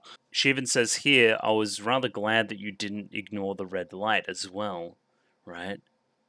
Kind of thinking about Hachikuji and Again, let's break down that scene a little bit. If they stopped for any period of time, the darkness was right there. I think they see it in a mirror, right? So Hachikuji probably would have been gone if he stopped even for a second. So despite the danger, he went through. Again, taking on some element of risk to save Hachikuji. Again, Hachikuji knows all about ignoring red lights. This is where Hachikuji also takes lead of the two as well. She's kind of like the sergeant, and they're the little lieutenants, I guess. Like Codename Gold, situation report. So she's the leader, which is I wouldn't have picked it before Shinobu calls around on it. Hey, I'm not really into being this like servant thing, so I'm not gonna do that for you. And then they start to fight a little bit. I'll eat you if you keep this up. Can you really eat me? Again, yes, you're an aberration. You'd get eaten pretty easily. She's hinting at more power than she has. Like something about a worm? I think that was a reference to something, I don't know. Ononoki says that she might have some clue into what the darkness is, but Araragi insists on not calling Shinobu old hag, instead calling her Oni-o-ne-chan, which is they're translating as devil girl. But then we get the flash of the ages, and then it's like, okay, instead of that, because you are technically older, then call her aberration killer. So while all this is going on down here, we see how this fight up here would have manifested. Again, Shinobu is far stronger than Hachikuji. I don't know what she thinks she's doing here, but yeah, let's play a little bit. Hang on, like she's just struggling. It's hilarious. So Ononoki implies that the darkness itself, it wasn't an aberration, therefore the original aberration killer as well as aberration killer couldn't kill it. And again, different rules moved it apparently. Naturally, you won't be able to touch it either, Araragi, because again, it's not in your wheelhouse. And this is where she brings up the idea of going to see Gaia Nezuko about it. Again, she knows everything. In a very Nisio-sin kind of way, right? And then, kind of straight out of nowhere, the next scene starts, the next chapter starts, and the darkness is just here. I guess that matches with the last time we saw it. It kind of appeared in a split second. It's like, oh, I'm here. I guess that's what makes it so dangerous. It can just appear. Again, are we talking about the really, really, really granular stuff? Like Shinobu was just having a pretty good time right here before with Hachikuji and everybody else, like having a jovial scene, and then this appears? Is it that directly linked to Shinobu and her happiness as opposed to being feared as an aberration? Also wanted to highlight the rainbows around it right now. It's kind of a kaleidoscope of colors. Again, we associate rainbows with Gaia Nezuko. She is clearly involved here somewhere, if not like literally in the text, metaphorically. I guess they'd all let their guard down. That's why it appeared as well. It's kind of cool here as well. The darkness seems to take on a bit of a different form here as it goes to grab Hachikuji. As we've seen before, there's tangible stakes here considering what happened to Hachikuji's ribbon and shirt before. I like how it's manifesting as a hand. It's a little more dynamic than just the ball. And again, there's a flash on screen there. She must survive. It's very, very important to Araragi that she survives everything here. We see Shinobu go into his shadow here in this scene too. And then Ononoki-chan, what am I to do? Again, I don't think it's the time to be cracking jokes. Ononoki-chan, now! It's like, oh, it grabs her chest. You're too daring.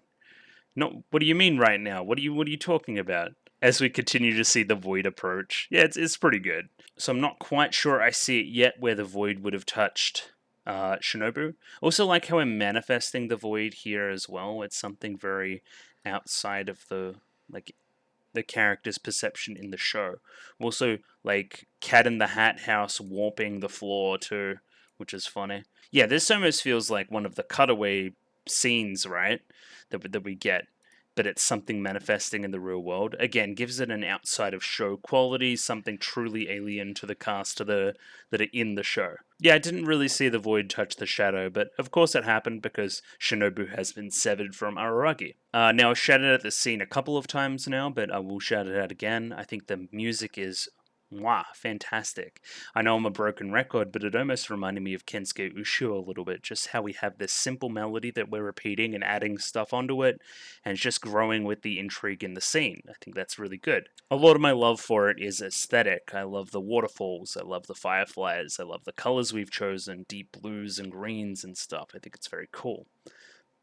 Again, it reminds me of a scene in Nekoshiro with the tiger. It reminds me of when we kind of jumped away as the meddlesome cat and were facing off against the tiger and we were surrounded by water. Has this really, like, nighttime in Monogatari has a very distinctive feel. Now, for the scene itself, I think we go a little bit too long on the whole tease of what happened to Shinobu, because again, if you are paying attention to the timeline and stuff, you would know where Shinobu is or what has happened to her potentially. And because we've seen Otori Monogatari as well, we know that they end up back together at some point, right? And their relationship, implied by a little bit of dialogue from Shinobu, can be seen as strong as ever. So they do get back together, so this isn't quite as dire as we think it is. That, of course, doesn't mean there's no drama here, of course. I still feel it in the characters, feeling it in the moment. Of course, I know how certain things are going to end, and they still are emotional. I just think it could have moved at a bit of a quicker pace. Now, my question mark would be, is the darkness following this trio here? Or is it following Shinobu? Because it's deeply associated with Shinobu, so they should be completely safe from said darkness, right? I would think so.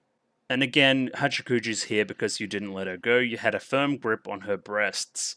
And I like Ononoki in the background here, just kind of face planting. Cute. Very cute.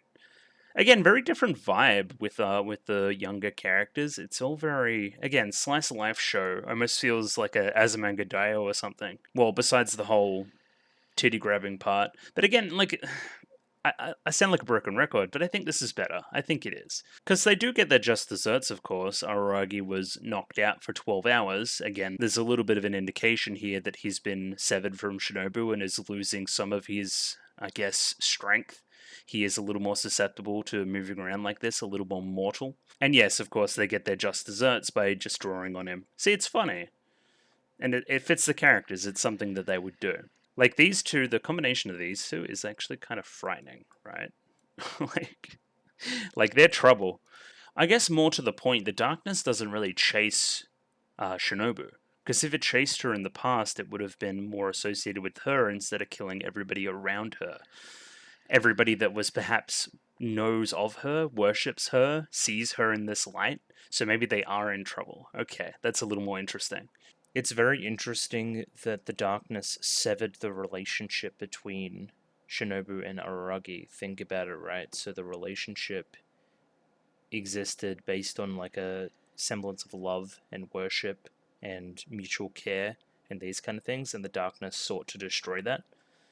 You know, again, Shinobu's true nature being manifested kind of into a ball of darkness. Why is that taking away the relationships? Why is that severing relationships? Why is it destroying people? It's like keeping her alone. I don't know about him sniffing her hair and then looking under her skirt, though. And then saying perfectly healthy. I don't know about any of that. There's dialogue here that is so fast. I say dialogue, but there's like the flashes of text on screen. It's like a whole like novel in 2 seconds. Either way, it's all about Guy and Izuko. It's very hard to read, and I don't know, doesn't seem particularly relevant. I guess I'll leave it. And the song playing specifically right now is the one I'm talking about. Just mwah, love it. Probably my favorite song on the show so far, off the top of my head. I know I've said that about a lot of pieces of music. We're also contrasting the bond between Kaganui and Yotsugi with Araragi and Shinobu.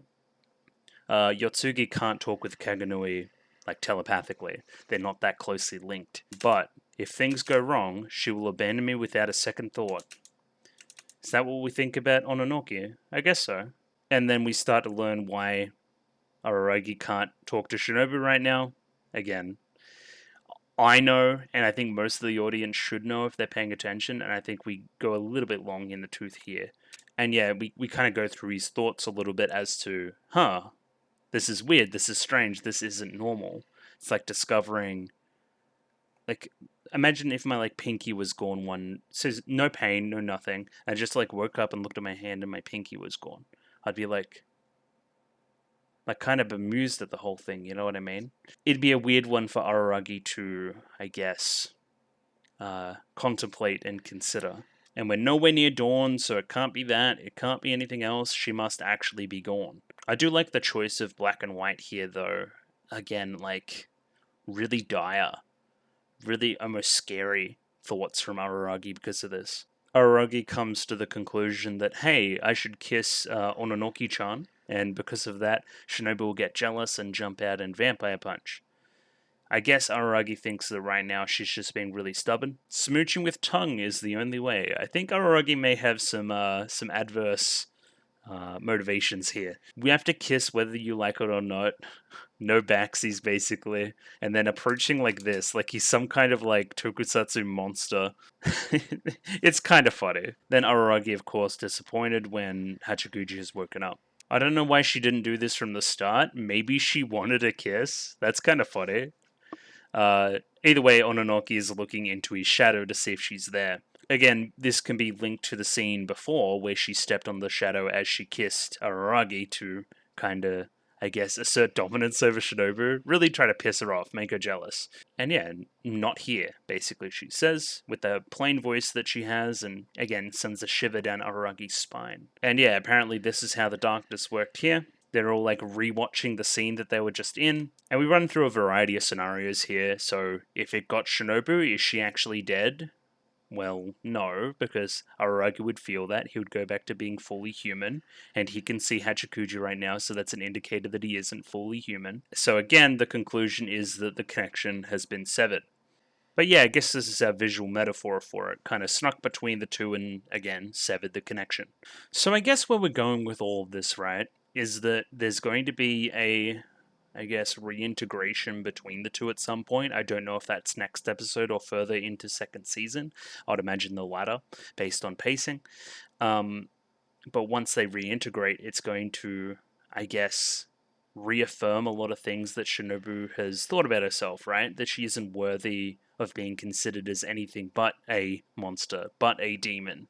But having this connection with Araragi, again, kind of making up for the connection with the servant, that's going to make her very happy. I think that's like this bond has been severed, and instead of running away, Araragi has the chance to run away at this point, right? He has the chance to back out on the deal that he made in Kizu, but he doesn't do that. I think that's pretty cool. And again, like a pretty nice emotional climax for Shinobu. Again, that's extremely predictive, though we could go in a million different directions. I like how the two girls are pretty reassuring in this scenario too. They know that Araragi's a little bit torn up about everything. This isn't a worst case scenario. Shinobu isn't dead. You can still see me. It's going to be okay. So we need to contact Yotsugi's master, I'm guessing Kagenui, through Gaia Nezuko. I guess that's what we're doing. Before we go and reunite with Aberration Killer. And yeah, we should use the unlimited rulebook succession version to get down there. No. You are a little bit weaker than that. Do we want another 12-hour nap from Araragi? I don't think so. And I guess we're getting weaker all the time, too. So until the two are back together, you can't do the same things that you used to be able to do. I wonder if this persists. I wonder why he doesn't heal the injury from Nadeko in that scene right away. I'm guessing that has something to do with it. And again, gradually declining the vampiric nature of him, and everything that comes along with that. So, can the implication be that Shinobu's vampiric nature may be increasing? But Ononoki has the argument here that no, it's not doing that, it's actually decreasing as well. It's like a chain reaction. So I guess they have like a similar reaction instead of an inverse reaction between the two. It's like they're the same instead of two different sides of the same coin, I guess. Weird. I wonder what an increased humanity or lessened vampiric state Shinobu would look like. I wonder if it gets super dire. We get some interjected shots here of adult kiss shot. When we're talking about reverting and Shinobu, we get this, I guess. I wonder what our idea here is. So we get to the top of this hill here, and we get a little bit of phone reception. And this is where he sends the texts that correspond to the texts that we see in Nekoshiro, which is nice. And again, we recognize this text message. Won't be home for a while, don't worry. And I guess Senjogahara, upon seeing this, says, oh, he must be in a lot of trouble. When, yeah, I mean, he is, but not as much as, Kizumonogatari, which I think is what she implies. Again, all of it just comes from this spelling mistake, which, again, I inferred that he was in a hurry, but he isn't in much of a hurry here. He just simply made a mistake. I think that's funny. Like, it's almost a red herring, right? It's this red herring to the mystery. And I like how seriously Hachikuji takes it. Like, there's this desperation in her voice. I think it's pretty funny. So he didn't get any replies from anyone either, mainly because he has 0 bars, but also I don't know how you even reply to something like that. Again, they infer that it would be a better idea to look from a landline. Again, I don't even know how many landline phones we have in Australia anymore. Like, I know my house doesn't have one. Apparently, Kaganui does some weird stuff when she's working. She likes things to remain unexpected and dangerous. So she'll never finish work on the same time, and she'll never, like, she doesn't want to fall into a pattern. She thinks it's dangerous. There's probably something deeper in that, but I think we'll get into it later. I think this is a little bit of a tease. Definitely a different type operator, Kaganui, for sure. And Oshino did the same thing. He didn't like to create patterns. And again, it's this occult club member thing. It's this want to be different. Weird. I wonder if Kaiki is somebody that, like, adverse to patterns as well. Araragi discovers Oshino, Meme, and Kaiki, and Kaganui, and Gainazuka, they're all connected. He puts all the pieces together here. So I don't know if they're specifically looking for Gainazuka's house here, or just stumble upon her. I have to make a phone call no matter what it takes. I have to meet up with my partner, my lifelong partner. Well, kinda. And yeah, look who answers the door. It's Rainbow. Oh wait, no, it's Gainazuka. Again, they're very much associated. And again, her voice here, very, very, very high. She seems very young. Sorry to make you wait, though I'm the one who's been waiting. Again, she knows that this is going to happen, she knows everything. And yeah, calls herself a young lady. Again, contrast this with the other members of the occult club. She's supposedly the senpai. And yeah, that's where we cut off for the end of the episode. Gainazuko is very intriguing, and I want to see where this goes next. But yeah, that's the end of the episode. What did I think? It's good. Again, a lot of the episode is the comedy stuff, the ecchi parts, but they aren't really even that ecchi, is my point. I guess it's a lot easier to swallow when it's not overtly sexual on screen. It's more just jokes. It's more just Araragi being a creep, and we're playing on preconceived notions of what we know about him as a character based on the previous times that he's done this, and then we're subverting that and we're changing that, and we're keeping it fresh, I think, at least a little bit. But for the actual content, I wish we moved at a bit of a better pace, I think, but I think it still, accomplishes its goals. There's some really great scenes in here, of course. I think it's pretty funny. I found myself laughing a lot during the reaction. I think I'm intrigued by this guy Nezuko line. I wonder how much we're getting a conclusion next episode.